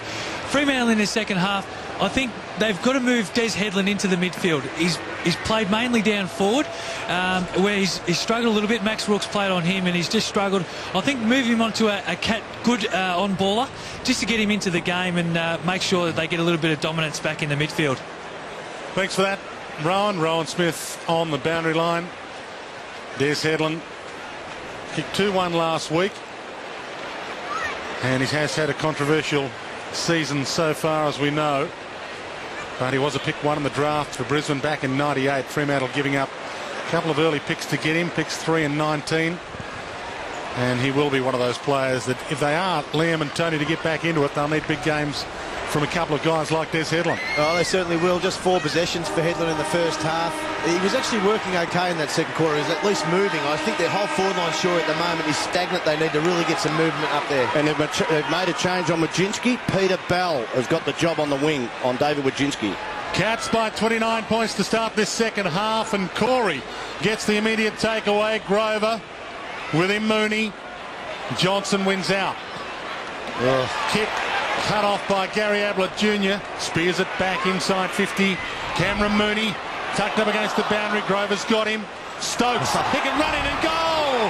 Perfect start to the second half hit the post. for the Cats. It's hit the post. Oh, tell you what, they've got to make a change, and that Johnson cannot run with Stokes. Look at this at ground level, and there's Johnson behind him. The umpire, yes, well done. Okay. Caught the back of the padding. You got excited there, Dwayne. Yes. Michael Johnson kicks in to Matthew Carr, to Josh Carr. It was actually across the line, but the back of the padding over the line was what touched the ball. Hunt to Milburn. Out of trouble. Hunt. Milburn. Playing with them at the moment like flies to wanton boys. Chip kick out of defensive 50 towards Corey. Just plucking the wings off them. Too easy. Egan. And now Cam Mooney. 60 from goal. Lead comes from Ottens. It's ignored. Steve Johnson into the pocket. Good now ball. Into the space with ease. And he can line up at goal number 3. You look at that flag straight behind the goals, in the middle of the goals. It's blowing really hard left to right, and the posts are actually really wobbling. That's how strong this breeze is. He's going to need a little bit of luck here to be able to guide that through. Look at the posts. Left top hand, of the goal post. What do you think? Left-hand post, left-hand side of the left post? He's going to have to go left post, but he's going to need to punch it low. Perfect kick, and he's punched it low for a goal. Sandlands wasn't on the line, couldn't touch it. He's got 3. Well, just the build-up, that was fantastic. I said it, Cam Mooney got lazy in the second quarter, needed to come to the ball carrier, and that's what he did. And look at here, he knew how this was going to be set up. One thing about Stephen Dodd, he lost sight of Johnson on the lead. He made a double lead and then double back in that space. Just play outside the corridor of him, and Liam, you called it right. He kept the ball low and just drilled it and took the wind out of it as a factor. So, good goal. He's kicked 3. Great return. 3 goals to the freak. Could have been anything. Steve Johnson broke those ankles, of course, jumping the fence at a local hotel years ago and almost put an end to his career, but he is still a big factor in the Cats' push for a flag this year. 2 strong Kelly, clenches. Wojcinski, Black, shrugged the tackle, kicks to half forward to Nace. Walker's with him. Walker dives in, rakes it in. Milburn, Ling, Bartel, Kelly. Lead comes from Cam Mooney. It's ignored. Ottens calls it longer. Black might have to kick here. He's got no one to handball to. Yes, he has. Kelly. Back to Ling. High inside 50. Gary Ablett Jr. slipped at the last minute. Dodd handled to himself. Johnson, Mundy. I need some inspiration from somewhere. The Dockers. Josh Carr. Brother calls him to bounce a couple of times. Pavlich. Egan's fist wins out. I tell you what, now, what I'd be saying, Matty Pavlich, take him back to the square because they are just kicking to him every time they come forward. You wouldn't want to be a forward player, other forward player in Fremantle's forward 50. Yeah, but Josh Carr is an experienced player. Now, there was no percentage in a kick that goes 5 metres. Sandlin's through, Blake out of the way. Rook caught and over it. Oh, they couldn't pay that, Twain, please. Just to back up your point, Shorey, he just needs, if he's not on, if there's nothing on short, and there wasn't then, that was a low percentage kick, just kick it into some space behind the forwards and make them work, because at the moment they're not working. Blake got a palm down, Matthew Carr, Corey with him. Look at the first two numbers. Like, there was one-on-one, and then Bartel was there. This has been the story of this game. And I tell you, at the end of the game, if they say contested possessions are going Fremantle's way, we can tell you, stats do lie. Sandlin's with a big fist. Back in towards the corridor. Josh Carr. Good commitment. Dodd. Black. Hand off to Headland. He can load up from 50. Needs to start it right. He pushes it right towards Pavlich instead. Went the discipline option. Egan wins out. Beats Pavlich. Gives it to Tenace. Gee, one-on-one, he's been terrific. Well, Wajinski's gone. He can nearly go all the way here on the wing. Ling to Wajinski. Josh Carr tries to corral him. Cam Mooney with the bounce pass. Enright. Otten's back to the square. Stokes gets back. Can't take the mark. Behind. Well played by Michael Johnson. Gee, I'd still look at changing that matchup. It looks dangerous every time Stokes is up there. Bell. Tarrant. Headland's on long. It's position number 6 for Chris Tarrant. And almost the boundary line beats Des Headland. Oh, kick is terrible. He's had a shocker tonight. Ling. Joel Selwood. Scarlett. Just pokes it towards Ottens. Well played by McFarlane. Knocked it away, but Ottens gathers the crumb. Gets the free. Ablett Jr. plays onto advantage. Won't be allowed. Brad Ottens' ball. So that kick of Scarlett's then, he kicked it to the space and made Ottens lead at the ball. I mean, that's a very clever kick. Rather than trying to hit up a target 15 metres away, a much better option. Yeah, they've got some tools. Let's see if they just kick to a one-on-one and see if you can mark it and who can crumb. Here we go. And it wasn't well directed, that one, though. He's the tallest. Must be windy up where he is. It's very windy down at ground level. So he judged it well. To Johnson. Oh. Too tough for Pavlich to mark that out of play. Now, why when you look over the line, that's what they are failing to do, Fremantle, is look over the line, and Tarrant was leading up about 30 metres past that. You just got to make sure that you're not going to do anything other than taking a hard mark on the boundary line, get it back in the corridor. Sandlin's and Blake. Down to Walker, kick smothered Ling. Everything going Geelong's way at the moment. Stokes. With him is Johnson. Shepherd. Both slip. No free. Johnson. Black. Here's Pavlich on a long lead. Ignored, so he's overcommitted. Dodd. He can load up and go long towards Tarrant. Just pokes it in Headland's direction. Can't get a fly at it. Enright. Runs into trouble. No. Brought down by Solomon. Holding the ball. Took him on according to the umpire. Well, he did look to handball. He had a blind turn. Oh, gee, it's so hard with the player who goes in and gets the ball. Yeah, the conditions are obviously terrible because too many good players are kicking the ball out there. Solomon centering kick. Pavlich gets there. And maybe a resurrection yet. We've played 7 minutes, third term. And Matthew Pavlich will line up for his second. Let's have a look now. Knows the contest is coming. Well, it's pretty hard, and it's stiff. You turn once in half a blind turn. That's a good kick by Solomon. That's a lovely kick by Solomon. Second time he's kicked it out into that side of the ground, that fat side of the ground where there's a bit of space. Still not contracted for next year, Matthew Pavlich. There'll be a lot of talk about that over the coming weeks. And he wobbles it through for a goal. He's got his second. Perhaps they're on the rebound.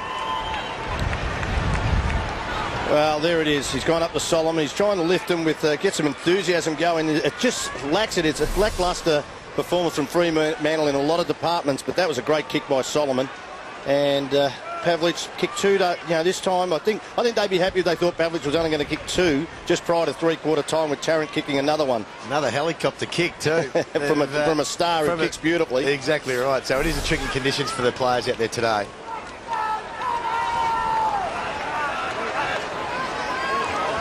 Two goals to Matthew Pavlich, their four-time All-Australian. 67 plays 36. Warnock in the ruck now for Fremantle. Kelly got the handball out. Selwood to Ling. Rolls it inside 50. Grover, front spot. Stokes, half held. Grabbed it in the end, so didn't get the free. Mundy comes hard. Ottens at him. Boundary line there if Mundy wants it. He wants Dodd instead. The 1-2. McManus. Johnson. 5-metre kick to Matthew Carr. Back to Dodd. About to get run down. Hayden. Jimmy Bartell and the boundary line. They at least worked it to the wing. Just no fluency in their game, is there? Well, look, we mightn't be giving enough credit to Geelong's pressure, because they have pressured the body very hard and a lot of time, so let's give them some credit. Ottens in the ruck against Warnock. Solomon showed his strength. Headland inside 50 again.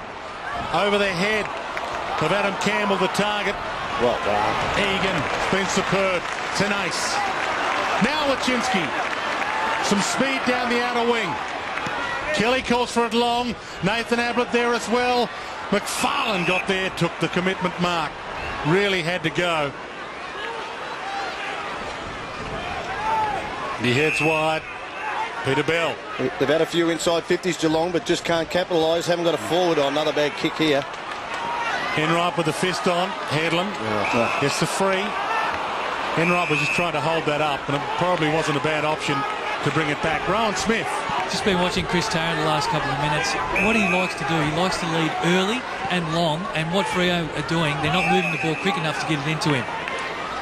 Stephen Dodd in his 50th game this afternoon. Heads wide. Hayden. Shepherd from Johnson. Cats getting numbers back. Ball poked inside 50. Pavlich couldn't get a run at it. Scarlett. Ottens. Handball makes it tough for Tenace, but it bounced kindly. Ablett Jr. Held up. Selwood's on. Deep. That's poor by Peter Bell. He allowed Selwood to just run straight past him into space then. For an experienced player, that's disappointing. Joel Selwood having a good debut season. Finds Steve Johnson, who's got 3 to his name. Called to play on. Ran himself into traffic. Wobbles it inside 50. Terrible. Black takes them up. Just overplayed it. Had Wajinski on first thought. And then he had a second, a third and a fourth, and that's why he paid the price of turning it over. 33 possessions last week, Heath Black. I need a big last quarter and a half from him if they're to get back into this, the Dockers. McManus. They're having a bit of time with the ball now, Fremantle, but they've got no fluency. You just cannot see him getting back in the game. Campbell off his toe. With being so stagnant in their play. Joel Selwood, brother of Adam and Troy, of course, and his fourth brother Scott will be in the draft later this year. They could give the Danaherds a run for their money, the 4 Selwood boys. Yeah, that one there, we just missed the Peter Bell, just allowing Selwood to push past him there. A bit earlier. Wachinski. It's an inside 50. Nathan Ablett. Grover gets back, rushes it behind.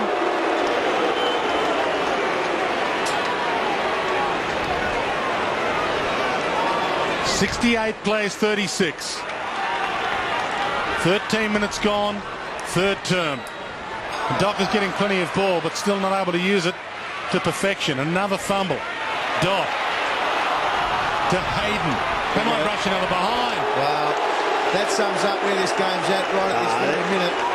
One side is prepared to do all the work, and the other side just are not working for each other.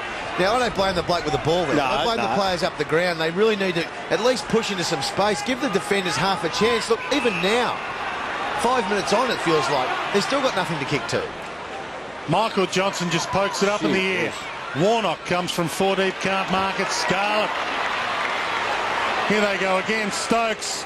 Short, Steve Johnson. Spoiled by Josh Carr. Gets a free for being grabbed. For all their dominance, though, Geelong, they've only won the quarter by 4 points. What will Steve Johnson do this time? Just makes it tough for Varco. Oh. McFarlane takes the mark. When you go to your taller... Oh, look at this. Not a great kick out here, but go to your taller options if you're under pressure. Mundy. McManus. An impossible ball for him to collect. Selwood over the top of him. Corey. Caught by Grover. It's locked in. Ball up. This type of football gets coaches sacked. And I'm not saying it's going to happen, but the way that they're playing, it is ugly. You don't mind your side going down if they play free-flowing footy and try and get the ball through the lines. They have to win the game, not save it, Fremantle. Well, he's not contracted for next year, I'm not saying it. I'm just saying it does. If you keep this going for the rest of the year, see you later. Front page of the West Australian tomorrow, you will be, Tony. Good on you, yeah. Hunt. Enright. He pokes it to Stokes. There's that matchup. Although it has changed, I think. That's McFarlane on Stokes now. So did Collingwood play this kind of footy just before you went, did it? No doubt. Okay. No, we didn't, matter of fact. In fairness to Shorey, what you're saying about the way they're playing their footy at the moment, trying to go sideways to players 10 metres away by foot, I mean, it's just such low percentage football. I mean, he'd be pulling his hair out, Chris Connolly, at the moment. Exactly. Matthew Stokes already has one for the afternoon, and that was the kick that he did on the siren after the siren last week. Had a shot at goal and straight across the face. Sorry, Dwayne, they tried to jab it from that side of the ground, haven't they? Whether they're into a stiff breeze, but when they say when into a breeze, swing with ease. Doesn't help my 9-iron. It's a golf. Pretty sure it applies in football terms. Drill it hard, you reckon? 69 plays 36, and Warnock, late inclusion, takes the mark. Black, Headland, Black. Almost cut off by Steve Johnson. Good fist though in the end from Dodd. Got it towards half forward to Nace. Duffield to tackle. Gary Ablett. And now Stokes out wide. Johnson read it beautifully. He's got Tarrant short. He has a bounce and ignores it. Kicks longer to Pavlich. It's over his head. And the ability to pinpoint passes this afternoon has been something that both teams haven't really had with this breeze. No, it can be very tricky, especially that side of the ground here at Geelong. But at some stage, you've got to look up and try to kick the ball into the corridor when you're coming inside 50. Matty Pavlich presenting at least, but he had nothing else to kick to. Sandlin's in the ruck. Solomon. Ball tied up. And we'll probably get another ball up. The last time these two teams played here, it was around 10, 2005. Fremantle won by 9 points. But when they met last year, only once last year at Subiaco, it was the Cats by 66 in a demolition. They look like doing likewise today. Bartell, kick cut off by Johnson. Pokes it back along the wing. Duffield. And now Bartell floats in and takes the strong mark. Now, that wasn't a bad kick. I didn't mind that kick. Although they marked the ball, I think it surprised them that they knew the ball was coming in that long for once. Cameron Ling. Wide towards Stokes. For a kick. They've one high from Hayden. He's been dangerous all day, hasn't he, Stokes? They've got Shannon Byrne too. Is he playing reserve league? So there's another. Can't get a look in. Steve Johnson and now Mooney and Ablett. They share it. Mooney. Varco calls for it through traffic. Steve Johnson. And he pokes it inside 50. High kick. No mark taken by McFarlane. He had hands on it. Solomon on hands and knees. He's caught. Umpire's lurking. It comes out and he'll ball it up. Now see the pressure of that long kick in there. It didn't go to a player. It was just a one-on-one, a pack. And if you're a Geelong player against two, you just got to make the ball hit the ground. And that pressure now they're set up. Set play here with a good tap. You can crumb a goal. Blake in the ruck. Warnock with him. Down to Steve Johnson. Left foot kick. It's across the face. And it's bounced on the line. Rowan Smith. Aaron Sandland has just moved himself to full forward. Scarlett his opponent. So a bit of a mismatch there, but they've got to get it down there, boys. Gee, sure, you're reading the game beautifully there. The tap. I think it was the wrong player, though. From the ball in. Blake slaps it back towards Varco. Duffield. Nicely through traffic. Pavlich all the way down to half back. Beaten for it again. to Nace. Kick not good. Matthew Carr, Bell, Darfield, away from Selwood. And now Tarrant. Pavlich leading back. Kick it in the space for him here. Pops it up. He'll have to get back quick. It's way too long. And it's getting uglier by the minute. Well, move the goals around to that pocket. Rowan Smith just said there was a mismatch in the goal square, long, which was Aaron Sandlens against Matthew Scarlett. Good now, call. From where he was, he could have banged it to the top of the goal square and let at least the big man have a go at it. Ling over the head of Selwood. Nathan Ablett made it his. Scarlett. Gee, hasn't he attacked today? So he's running off Sandlands. Long inside 50. Corey almost on the right. Centering kick. Hunt playing out a full forward at the moment. Johnson. And Josh Carr. Back to Johnson. Little fumble. Walker. Thought about Webster. Goes to him now, but he's under pressure from Tanase. And again, they look to have turned it over. Warnock caught by Wojcinski and will get a ball up on the wing. There's a hard edge to this Geelong side at the moment. Yes. Plenty of players wanting to get their hands dirty. Kane Tanase, probably the best I've seen him in that area for a long time. Wojcinski also very good. Josh Hunt, we know, very good. Now, these are their players that I suppose are putting the pressure on some of the more seasoned players that are out of the side at the moment. Warnock down to Headland. Tied up on the wing, Jimmy Bartell, who, as I said, has played some good games against the Dockers. He was best on ground, got the 3 votes from the umpires against Fremantle at Skilled Stadium back in 2004 when they met here. Jim Bartell. What a great local product is proving to be. From the ball up. Free kick. I know it's easy in hindsight, but look back to the first quarter. And I reckon it's been the whole game. They just haven't put them away. But their toughness at the contest has been the difference in this game, no doubt. Bartell to Selwood to Ablett. You can just about put this in the book. There it is. Oh, someone's down behind play too, Dwayne. Steve Johnson. In a bit of trouble too, Steve Johnson. I think he went to Shepherd and might have caught one. But well done Geelong. Now there's Jimmy Bartell and arms wrapped around him.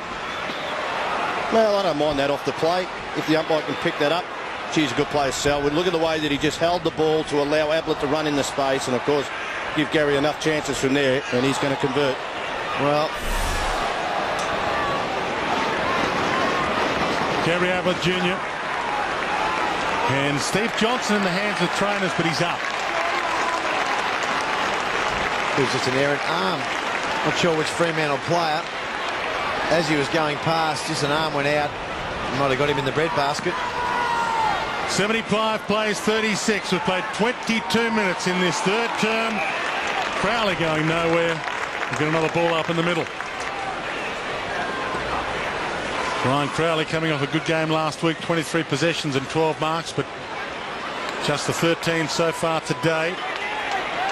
And we'll get another ball up.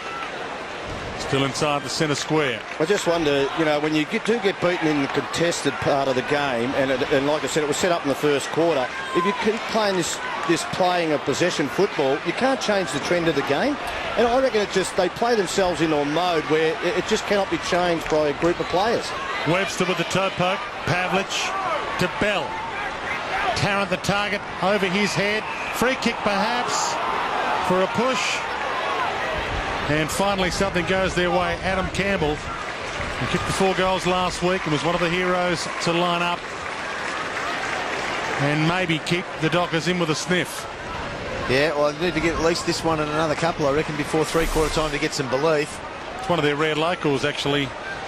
Adam Campbell from just up the road from here at Hamilton. He's a Kiwi. Parents moved over to country Victoria to be dairy farmers.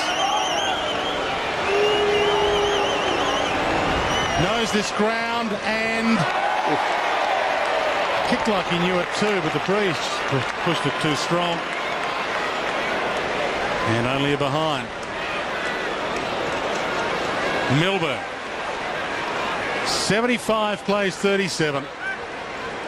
24 minutes now gone. Third term. Scarlett. I don't know where he's kicked that. Webster should cut this off and reload. Straight towards full forward. Tarrant beaten for it by Milburn, who takes another strong mark. He's a good player, Darren Milburn. And he hasn't got leg speed, but his body, he just reads the play. He's one of the old-fashioned players, knows how to use his body in a marking contest. To Nathan Ablett. Gee, surprised me with this work rate, Liam. My word, he's getting there, isn't he? Kicking's not all that flash just yet, but Bannis cuts it off. I didn't think he had the motor to work as hard as he's taken over from Cam Mooney in that role. Yeah, it's good to have the two options up there. Fremantle can't find another one really at the moment, unfortunately for them. Pavlich is working hard and trying hard, but I mean, the reason you're sitting at home watching the footy, you're thinking, why are they going sideways? Well, the reason is there's no movement anywhere. So the Fremantle supporters will be frustrated. Look at that vision there, how many players are in that centre corridor. Here's a turnover. This is what's going on. In the back. You would think Fremantle was 7 goals ahead instead of 7 goals down. Geelong are setting up a full press zone, really. I mean, they've got players just sitting off their opponents by 4 or 5 metres, daring them to kick it to them. Pavlich has got 4 to beat, so too Campbell. Ball hits the deck, David Johnson plays for the free and gets it. But even then, that Fremantle kick, it was an issue that they kicked it long to a contest. But I didn't mind it. At least the ball came. Look at this. The ball comes to the front of the pack. Solomon was nearly there. It spills free. There can still be another contest. But have a look at the 3 Fremantles. That's not a free kick. They get onto the ball. You've got to take some risks when you're down by 6 or 7 goals. 21st possession for Cameron Ling. Wide towards Gary Ablett. Campbell tries to chase him, but it's to no avail. Ablett, another bounce. Runs to 50. Heads to the goal square and there's no one home. Hayden gets back. And undid all his good work, Gary Ablett Jr. Hayden with a minute left on the clock. Just wouldn't want to turn this over. Johnson. Not sure how many times we've seen a Fremantle player bounce the ball today. It hasn't been very often. This is better. Through the corridor. Give yourself half a chance. Maybe a chance for a late Docker score. Josh Carr to Bell to Crowley. Pavlich peels off. But he didn't play on. There it is again. That was a poor option. Pavlich was one out long. Look at this. And look, they went sideways. Did I say that this He might kick here, Blake. There it is. And the crowd love it. Didn't hit the target, but he still kicked it. Mundy. Hayden. Scarlett wraps him up. And no prior opportunity. Will get a ball up. And I don't want to harp on it, but when I talk about coaches and how they coach, sometimes the style that a side plays is worse than the loss itself. And that's what I think would be worrying Chris Connolly now. Just they haven't had any spark and any forward impetus that or someone in their forward line who could mark the ball or give an option. McManus, dying seconds of the third turn to Bell. Needs a mark inside 50 from someone. Unless he loads up. He wobbles it towards the goal square. Bouncing ball. Pavlich 3 to beat. Kelly. Milburn. And now Wachinski. Bartell. Kelly. 9 seconds and counting. Nathan Ablett. Well done. Cut off by Hayden. Stopped any chance of a late cat score. Wrapped up by Varco. Well, I'll tell you what, Grant, we can go to the three-quarter time break with another highlight of that tackle to say, here it is, boys, this is the reason. While you're ahead and Fremantle behind. Three-quarter time here at Skilled Stadium. And Fremantle's season is on the brink. But the Cats trying to sound a warning to the rest of the competition, as they did last week when they defeated the West Coast Eagles, the reigning premiers. That they are a contender this year. A lot of football still to be played, but it's the Cats 11-9-75, Fremantle 5-7-37.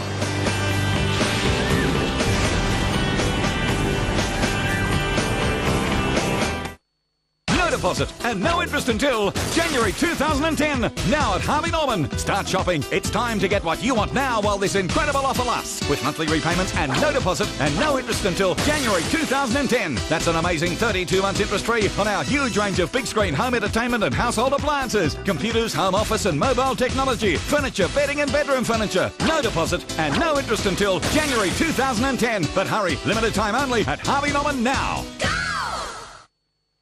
Well, we've got some retirement money in super, but how do we use it, Dazza? Do this. buy a racehorse, put it in a race, and with the money left over, bet on it. You get the prize money and the winnings. Ka-ching.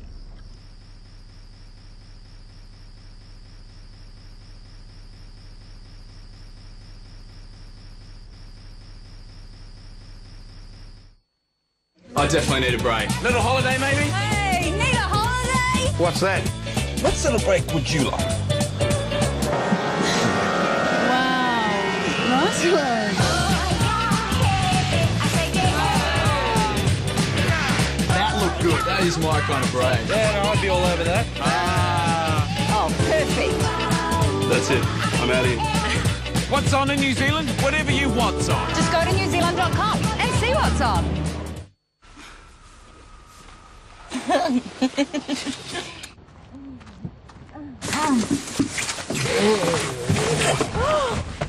Hi, Grace. John, I'm sorry to disturb you, but you did say you'd be back by 11. When you're ready, can you take me home? Oh, dear. Let me just fix that. Thanks. The sexy 7-seat Honda Odyssey. Sorry, Mum. It really doesn't feel like a family car.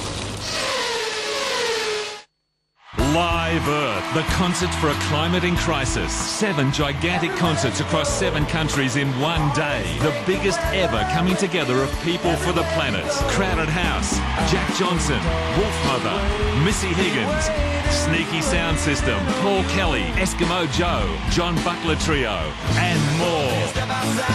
Live Earth, the 7th of the 7th, 07 at Aussie Stadium. Get your tickets now. Sunday AFL on Fox Sports. The Swans need to turn their season around soon, but at 1 o'clock they run headlong into the new Premiership power, Port Adelaide. Goal! That's as good as it gets. And the Eagles have returned home to fix the feathers and face the Demons, looking to go one kick better and put the points on the board this time round. The Sunday AFL doubleheader. Sydney Port Adelaide from 1, followed by West Coast Melbourne at 4. All live on Fox Sports 1.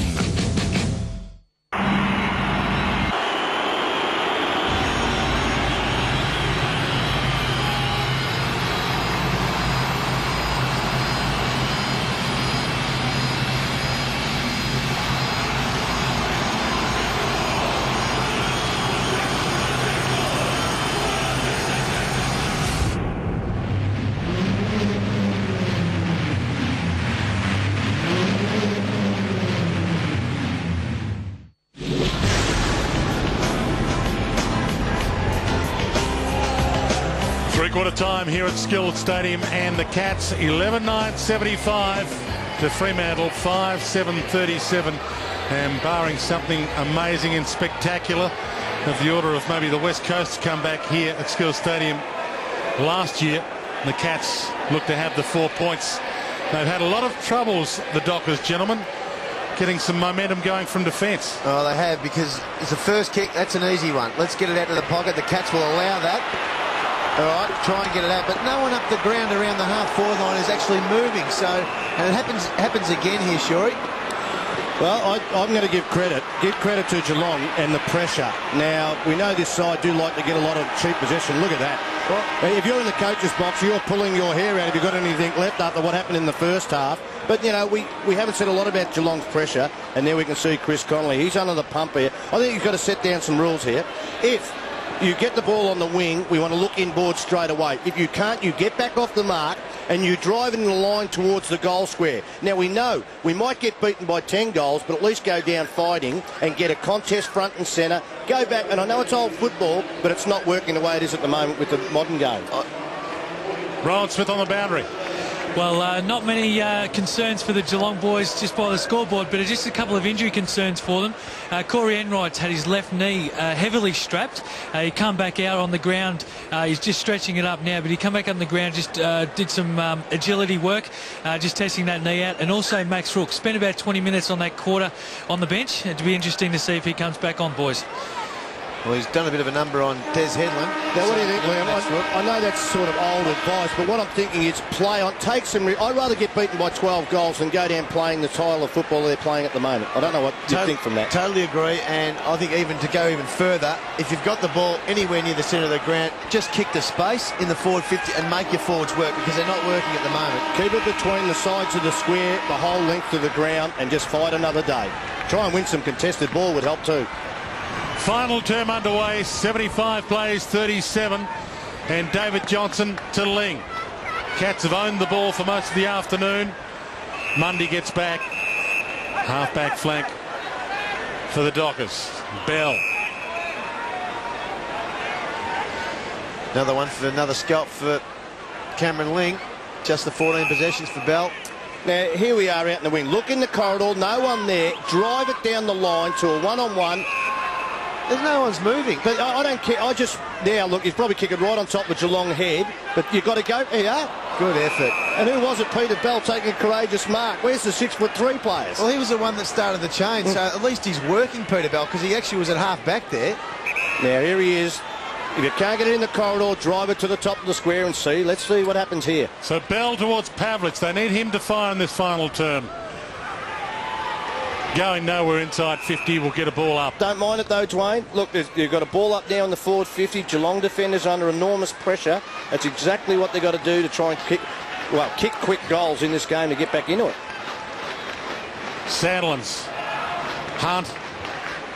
Ball still between the legs of Sandlands and Ottens. It's tangled in there somewhere. Another ball up. Josh Hunt's been a good performer. Late inclusion for the Cats today, with Andrew Mackie pulling out late. Hazelby, of course, not playing for the Dockers today, replaced in the side by Michael Johnson. From the ball up, Wachinski kept the ball in front, didn't let it get behind. Bartel. It's a great handball. Corey through half back towards Mooney. Can't take the mark. Good slap down by Grover. That's what Fremantle missed off their half-forward line. It's just someone coming at the ball like Cam Mooney did then. He's playing ahead of Nathan Ablett now, so they might have switched the roles there. Peter Bell's out the back with no opponent. If they can get it out to him. Ball slapped to the back to Kelly. Handball that's almost as good as a kick towards Mooney. Can't collect it. Josh Carr does. Bell. Dodd. Drive it. Now Pavlich calls for it, but he's led to the wrong spot. Dodd's going to ignore it. Hamill to McManus. Now the kick inside 50 in the Tarrant direction. He's got it. Much better. Ton of time left on the clock if they can get some momentum their way. They got the ball back in the corridor then, didn't it? They just split you apart as a defender. You're running forward and you've got both sides of the ground to work in. 5-time the leading goal kicker at Collingwood. He's got one so far this afternoon, and he works beautifully with the breeze to make it number 2.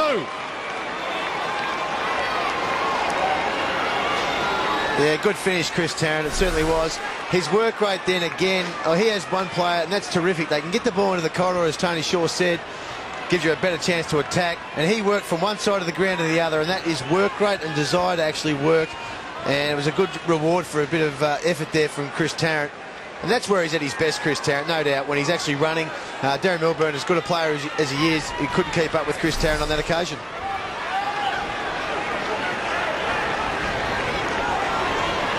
.75 plays 43. 4 minutes in, final term. Ottens in the ruck. Against him, Sandland's got the secondary palm. Bartel. Tenace. Oh, great tackle. Solomon brings him down and is rewarded. Plays on quickly. Inside 50. Can't get there. Josh Hunt. Put his body on the line, did Hunt. Pavlich. Milburn. What's a fly? Wraps him up magnificently. Tarrant. He's caught. Another good tackle by Milburn. And we'll get a ball in. How good was that from Josh Hunt? Go back to last year when he was in the same position. Yeah. And he was tested and he ducked his head. Well, he kept his head up that time. That's why he punched the ball away. And again, great pressure from the Geelong defence. Sandland's down to Johnson. Caught. Egan. Caught. With some intensity now about Fremantle. What was that margin they came back from last year, Dwayne? Was it... Here, 54 points down the West Coast it was. West Coast, yeah, sorry. West Coast going a little bit better than Fremantle at the moment, I would have thought. They weren't down here last year, though. No, they weren't. And momentum is a beautiful thing. Black to Josh Carr. Spears it inside 50. Well read, Scarlett. Oh, what about the hands in the back? I think that ball's been thrown out. Yeah, depends on which round. I think they played only even rounds. Ling. Ball thumped down. Steve Johnson. Cameron Ling to Nace. He's got Ablett Jr. over the top. Missed him. Dodd to Pavlich from 50. Was that 15? Oh. Peter Bell. This will test his leg. But if he kicks it right, if he kicks it left post, it should feed its way right. Darren Milburn's run in the umpire and said, "You are got to be joking. Real estate." He could have played on then, Peter Bell. He actually is working really hard at the start of this last quarter. I mean, he's probably had a pretty disappointing game, but you can just see how much he's working at the start of this. It's good leadership. And needs to start it left. Sits it up. It feeds back. Magnificent kick. 2 in a row to the Dockers. There's life. Well, I agree completely, Liam. If you've got an individual who hates losing, and we know that Peter Bell's had that his whole career, he's been an out-and-out champion, and I don't think that was 15 metres. That was the shortest 15 metres I've seen, but he has tried to lift the team. Took that courageous mark on the wing in the first couple of minutes of the game and finishes off there. They'll just know about Geelong and the history of the Cats sometimes down here. Now there's Scarlett. That is a free kick. They've got some experience in their team, Fremantle. They've got 4 premiership players in their lineup today. Of course, none of them have played premierships for Fremantle, but for other clubs. So they know what it takes. Kelly. Long inside 50, McFarlane. Johnson. Hayden. This is better. Keep it in the corridor. Good speed from half-back. Pavlich waits under it. It's got a couple to beat. Might beat them both. Went for the toe poke. Bartel picked it up. Enright. Bouncing ball for Kelly. Josh Carr, one of those premiership players in the Fremantle lineup. Brings him down in the tackle. McManus, Stokes. Chip kick is good with Chinsky. Back to Stokes. Lead comes from Cam Mooney. He took the big man on Johnson. Cam Mooney gets it. Too far out to score. Ottens, the goal square man, over the head. Dodd, can he get back? And he can't collect it. It'll be a ball in. 75 plays 49. You can just see the lift in the Fremantle players. Not the players directly involved in the passage of play here, deep in Geelong's forward line, but the players around the ground. They're all got in front of their opponents. They all look to be up. Sandlands. Varco tried to trap it. Nathan Ablett. Varco again. Centering kick with Chinsky, McManus. McManus got a little bit of ball, a little bit of arm. Josh Carr, Bell. Oh, the umpires have gone down. Bell. Wide to Grover. Ball on the wing. And the boundary line a win for Duffield. In fact, it was Campbell. And we'll get a ball in. So it takes a lot of courage from the coach. But I'm just thinking, if you keep going through Matthew Pavlich, Geelong players are now playing off their man. You just got to sometimes send out a champion to be a decoy and go through some of the lesser lights. Sandland's front spot. Josh Carr's working hard. Can't get there to collect this one. Campbell. And we'll get a ball in again. Umpire going down here and... he'll be right. Get a free kick for a trip. You never know in this game of ours, do you? Come on. Well, common sense would say he's fine, Josh Carr, but common sense often isn't a factor. It's not very common. Bartel held up. We'll get another ball up. Now, they don't want to bring the ball in, Fremantle, and these crunches just try and keep the ball, the momentum going towards goal. Sandlands rips it out of the air. Handball doesn't hit the target. That's all right. Kelly. Headland dives in. Campbell. Sold the dummy. Pavlich. He's got 2 to beat Matthew Pavlich. Got a hand on it. Tarrant. Milburn is with him. Tarrant slips. No free. Milburn's got it. Solomon keeps it in. Ball up. Well, what you ask yourself now, if you're the coach, is where's it been? Where's this been for 2.5 quarters? The real intensity left by Fremantle. They might have got a rocket. Looked like Chris Connolly was pretty stern at 3/4 time. But he shouldn't need that in AFL footy. Last year's preliminary finals, you think you know that where you want to go the next year is the next step. Every game is like you play for your life because that's what on the end of it. Blake in the ruck. Peter Bell, boundary line. Ball in. Gee, he's working hard, isn't he? He's trying to lift his team. Man, that's leadership. Yeah. You know, all the ranting and raving means nothing if you don't put the effort in when it's your turn to go. Warnock almost took it out of the air. Crowley, he's tied up. Hartel asks for holding the ball. No chance of getting it. You get another ball up. Spread your numbers a bit. Fremantle need to spread your numbers, get some space to work in. Warnock and Blake. Blake front spot. Solomon. Selwood got it out to Enright. Goes back in. Selwood. Handballs it wide towards Cameron Ling. Stokes. Hayden's fist wins out. Cameron Ling, of course, has got some form against Fremantle. He was back in 2003 at Subiaco. There was a bit of crowd booing for Cameron Ling when Matthew Carr was reported for hitting him, and the crowd thought that he went down and took a dive. From the ball in, Kelly. He's been good. Wachinski. Mooney's on the move. Grover. Read it well. Play on. Mundy. Handball cut off by Ottens. Well read. Stokes had it but lost it. Black's got it. Tries to shrug the tackle. Got high and he'll get a free kick. Even the crowd can sense we've got a game now. Now, I know what Mundy was trying to do, but he should have kicked the ball to get some distance quickly. Tried the handball. Still was in the corridor, though, so work from here. Heath Black. Just drive it into the 50. Get another shot or a chance at goal. And he does drive it long. Pavlich, Crowley, they're all up there. Bell, can he get the snap away? It was smothered. Off hands. Bell again. Still fighting hard, the ex-captain. Oh, he's having a dip, isn't he? Scarlett tied up. We'll get a ball up. Oh, now they get emotional. Solomon comes in late. Solomon just back from a suspension. Was out last week for a kneeing charge. Umpire just tosses it in the air. No one was watching. Peter Bell was watching. Well done. He deserved that. He could bring them home single-handedly. That is a really good call, Dwayne. He is picking up this side on his own little back with his own work rate, his desire and leadership, and he has got them back in this match purely because of his want and desire to compete and run. I tell you what, Dean Solomon, I think he's an undisciplined player. He's been that for a number of years, but then he just got the emotion going for his side, and they took their mind off of the Geelong defender, so well done to Solomon. He manufactured that. 19 possessions for Peter Bell. More importantly, a 2-goal final term. And we've only played 12 minutes into this final term. Ball knocked down by Blake to Ling. Kick the half forward. Steve Johnson. Poor centre bounce by the umpire. Didn't give a chance for the contest. In a tight game again now when you're on a roll. Mooney, Grover, has bumped him with his chest. It was legal. Varco, Johnson, Stokes. Thinks about centering it. Handball over the top is okay to Corey. Centering ball from his boot. McManus, Johnson, Varco. Free kick. It'll go the Cats' way.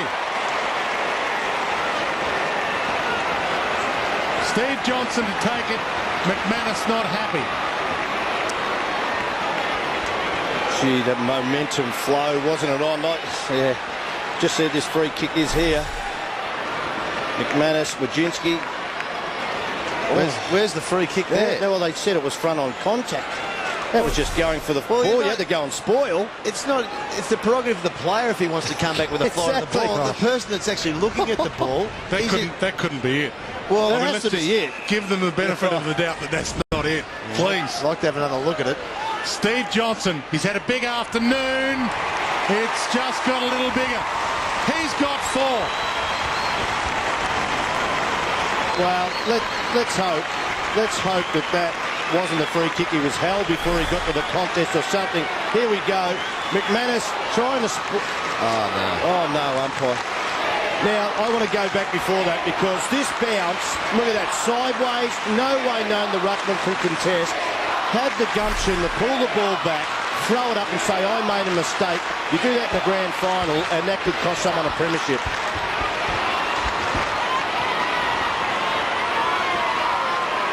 81 plays 55. And the chant of Geelong around Skilled Stadium at the 15-minute mark of this final term. Steve Johnson has 4 goals and will get another ball up. Importantly, most of the clearances this quarter have been won by Geelong, so they really need to get something happening around the stoppage here. Warnock and Blake. Wachinski. Again, clearance. Spearing left foot kick to Mooney. And here's within range. This needs to load up, aim to the right post. Well, he needs to settle, Dwayne.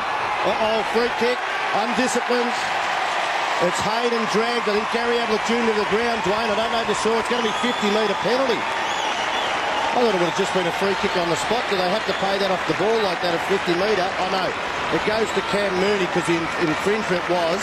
So he gets 50-metre penalty and kicks a goal. Undisciplined. Roger Hayden then. Let's see if he gets dragged for that indiscretion. So Cam Mooney. First goal for Cam. Game over. Well, you claw your way back into a game, and they weren't right back in the game, but they did. They clawed their way back. A soft free kick against McManus, and then undisciplined football would be meaning that Chris Polling, you can see there, he's pretty animated. Roger Hayden, no point doing that now. The damage is done. We have a look at that. That clearance work by Geelong has just been fantastic all afternoon, especially when it counts. Don't you love that? It's like the old full forwards of the 70s leading out. Jason Dunstall. He was more 80s than 90s, a bit of a bit. I'll make that up for Jason. He's not that old. 87 to 55. From the ball up, Sandlands. Headland. And now Matthew Carr towards attacking 50. And another Geelong free. This time it's against Campbell. Enright slips it wide. Bartel and Scarlett. And Jimmy Bartel holds it up. Everything against the Dockers now. Scoreboard, time, crowd. Some might even say the umpires in the last 10 minutes. Enright sends it along. Sandlands, Matthew Carr. Sandlands slips it to Hayden. Matthew Carr. Scarlett gets back. Enright's with him. Bartel with the flight. Couldn't mark it. Tarrant, the snap, miss. Oh, well, the crowd want the mark to Jimmy Bartel, as you could probably understand, but they did have a lucky one at the other end that they're not aware of. What a fair purchase on that. Not quite. No. Even in slow motion, didn't hold it long enough. Matthew Scarlett towards Milburn. And you mentioned how good a player Darren Milburn's been. He'll become the 23rd Geelong player to play 200 games in a few weeks' time. This is game 196 for Darren Milburn. He's never won a best and fairest here. He's never been an All-Australian, but magnificent cat that he's been. And Egan will see it out of play. Just on that, Darren Milburn, I reckon he hasn't won a best and fairest, but he'd have to have 5 or 6, I reckon, top 6 or 7 finishes, which means he's been a very consistent player, rarely beaten, and very courageous player as well. Yeah, his best has been 3rd. Corey slips the handball out in the direction of Mundy and Varco. Mundy to McFarlane. Game 100 for Luke McFarlane.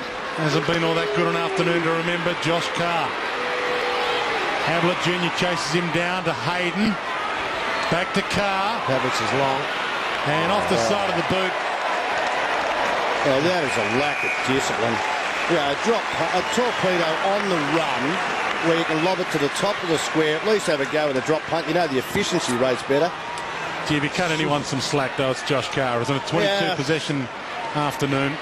It was good early, very good early, but he didn't have any lot of passengers with him. Peter Bell aiming for goal number 3 for the term. They need 4 or 5 Peter Bells. Well, we talked about Cameron Ling doing the job, and he had the 3/4 time. And Peter Bell, just through, as I said earlier, like just his desire and work rate.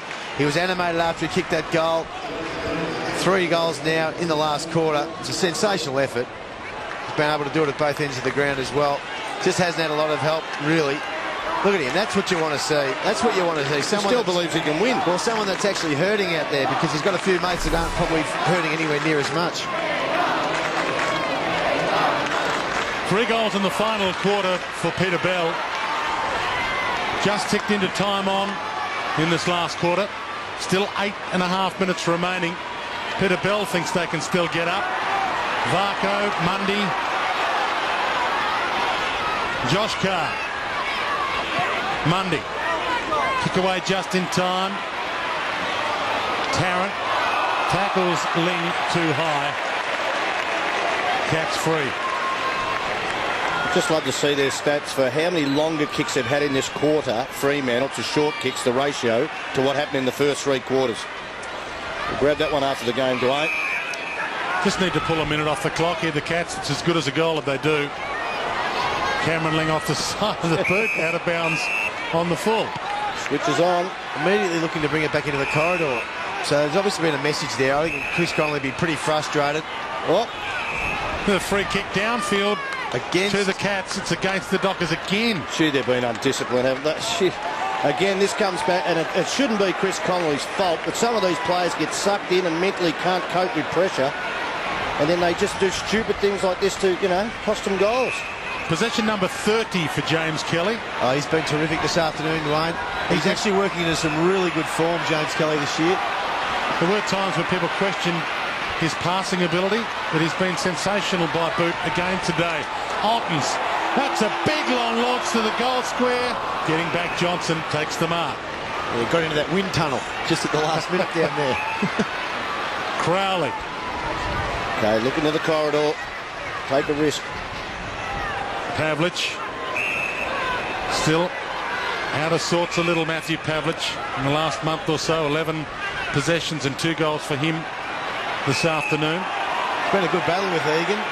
Pavlich has tried hard, but he's been very good, Matty Egan, and he's had plenty of support down there in defence. Crowley along towards Sandlands. Alden's fist wins out. Ling. Oh, in the back. Hunt's free. I'll just say about Pavlich, sometimes you don't want to be a forward in this side, the way that they kick the ball sideways.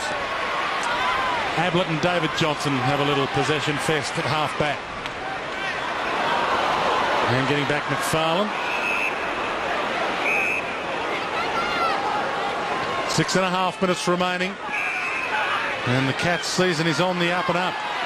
Massive win against Richmond a couple of weeks ago. People wondered whether or not they'd beaten anyone. Well, beat the West Coast Eagles here last week, and now the Dockers. Enright to Nace. Over the head of Wachinski. Grover.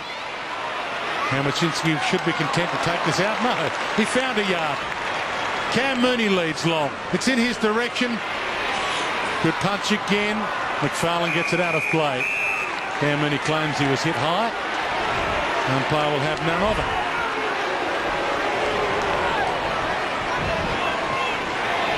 Need a takeaway here, Fremantle. It's not going to happen again. Another clearance to Geelong at the stoppage. Ottens to Nace, and now Bartel. If it sits, is away. Have to wait for it. Back to Ablett. He can load up from 50. Long goal. With a cherry on top. What a beautiful handball back inside the corridor. And there's Dad having a look on it. He'd be really happy about that. But Jimmy Bartel ran onto this.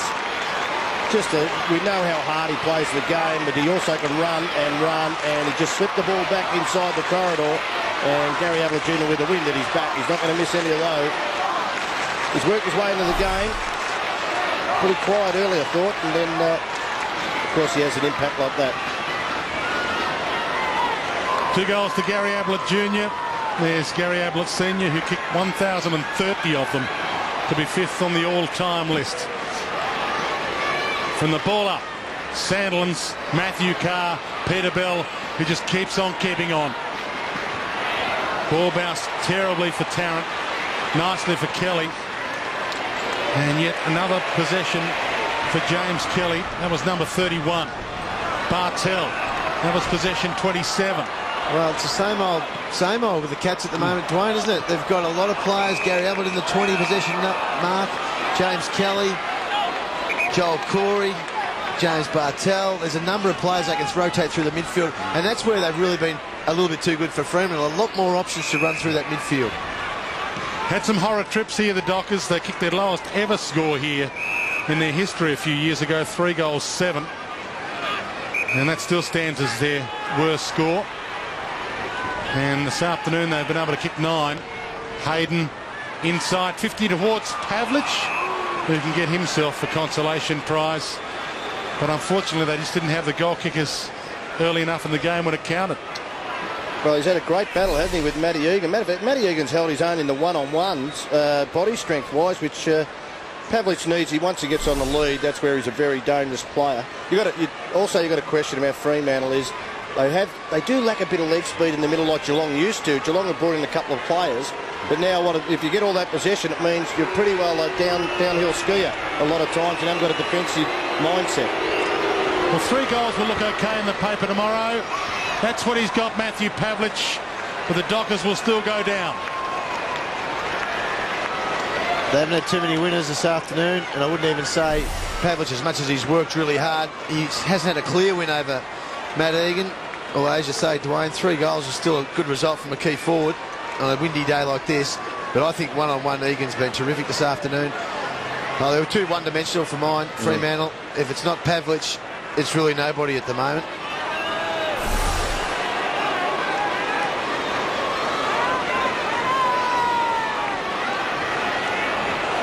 Had a horror trip to Geelong, did the Dockers. Their plane was delayed 3 hours at Perth Airport, and their bus to Geelong broke down. They got to hire cars. They got here midnight Thursday. It's been an ugly road trip, this one. Enright dumps the Cats back inside 50. Grover, who's been very solid, takes it out of play. You're not making excuses for him, Dwayne. I'm just letting everybody know. Come on. The thing with Fremantle is they finished top 4 last year. A lot of good judges, or so-called good judges, thought they'd finish top 4 again. They're not playing anywhere near like a side that really even deserves to be in the 8 at the moment. Otten's in the ruck, trying to get a handball out. And we can overreact to 1 or 2 weeks of good form or bad form in this beautiful game of ours, but we are now over a third of the way through the season, so we can start to make some reasonable assessments as to who the contenders are and who they aren't. No, totally agree. The Cats have stepped up, and there's no question there. Big stump to the goal square. Varco into the post. So I reckon the Cats have addressed their problems in a lot of ways. They've actually gone out and they've put speed into the side. They've mixed it up. They've gone and got tall forwards. Fremantle seem same old. At the moment, they seem very one-dimensional. They've got a very slow midfield. They've got a one-dimensional forward line at the moment, and no one's really prepared to back themselves. And we know they're better than that, or they can be better than that. Wachinski, speaking of adding speed to their lineup, 18 possessions this afternoon for David Wachinski. And talk about speed. And a bit of excitement there. Just one thing about Fremantle, is another bad bounce by the umpire. You have to recall those. It's interesting. There was a game before this one played here today. We've had a bit of rain in Geelong last couple of days, and we did shock the turf up a little. The VFL game played before this one. The umpires have decided a couple of times to throw it up. Dodd, short to Bell. But when you bounce it and you cannot allow an equal contest or a fairly equal contest, that means you do have to recall it. It doesn't matter if it's wet ground or dry ground. Bad bounces are bad, well, like bad football. Pavlich can't get a fly at this one. Well, they are allowed to throw it up if they believe that that's the common sense thing to do. Oh, here they go. Bartel and McManus, who... So sure, that was a smart move. Wow.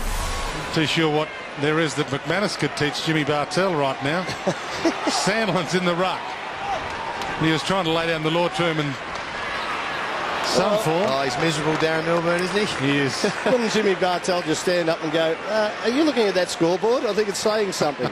Just one thing about Fremantle, when you talk, they have been belted at the contest, and I don't care about stats. The bodies of Geelong, they are playing like desperate players. The only player who gets to a physical level week in, week out for Fremantle, and I think probably shouldn't have been drafted, is Dean Solomon. And he does it sometimes in an undisciplined manner. Now, that says something about your club. You know, I can't see anybody who's got a kamikaze attitude about how they attack the ball. and it's shown out today. Well, I think it's the obvious part of this has been we've really noticed Peter Bell's input in this last quarter. Exactly. It stood out. It really has stood out. And where else has been the effort across the ground? Now, Peter Bell's 5'0", and a champion player, but gee, where are some of the bigger blokes to show some physicality in the right manner? Milburn, Dax Dodd, Corey, dragged down by the man you were talking about, Dean Solomon. Strong tackle. Solomon, 11 possessions, I should say. He's had a few good tackles as well. He's used the ball pretty well today, actually, Dean Solomon. Pavlich from 4 deep, can't bring it down. Toes it away from a few. McManus with Chinsky. Crowley, David Johnson, McManus's man. Bartell and McManus drags him down after the event and pushes his head into the Skilled Stadium turf. That won't bother Jimmy at all. He loves the taste of it. They'll pick the space here. They've got an open forward line if they get it in quick.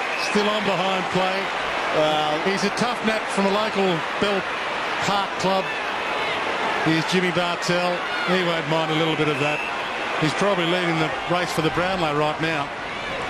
Mooney. Selwood knocked it toward the boundary. Will get a ball in. Are they the real deal, Tony Shaw? You laughed at me on AFL teams the other night when I said they'd beat West Coast Geelong. Well, look, they have. They've got a long way to go, though, Liam. A long way to go. We have seen it too often when this club's been in form like this, where they can just fall back. But I think the added speed has helped them now. And you're right, they've had a look at themselves. Now, this opposition side's got to have a good look at themselves where they are in the football world. Because they're a laughing stock at the moment. Geelong's been through that. They have. Kelly all the way back to Scarlett. In some ways, the Cats can't actually win anything until the finals this year. You're it's only right. in the finals that they can actually prove anything to anybody, but they're taking the right steps. I'll tell you one important player, David Wojcinski, and that not just about speed. I always thought I've rated David Wojcinski, and a lot of people at Geelong haven't, but great win to the Cats. They deserved it. And in the end, 4 goals is pretty flattering, I reckon, for Fremantle. 25-point victory to the Cats at home against the Dockers. They led for most of the afternoon. 16 points at quarter time. Opened it up to 29 points at half time, but it was their 6-3 first quarter. And was able to give them the confidence to go on with it. Des Headland and Matthew Stokes. Cameron Ling, another sensational performance from him. 28 possession afternoon for Cameron Ling, the young and the old. Travis Varco with him. That man was good. Dwayne as well. Josh Hunt, late inclusion. And one of the stars of the show, James Kelly, 33 possessions. He's downstairs with Rowan Smith. Well, James, another terrific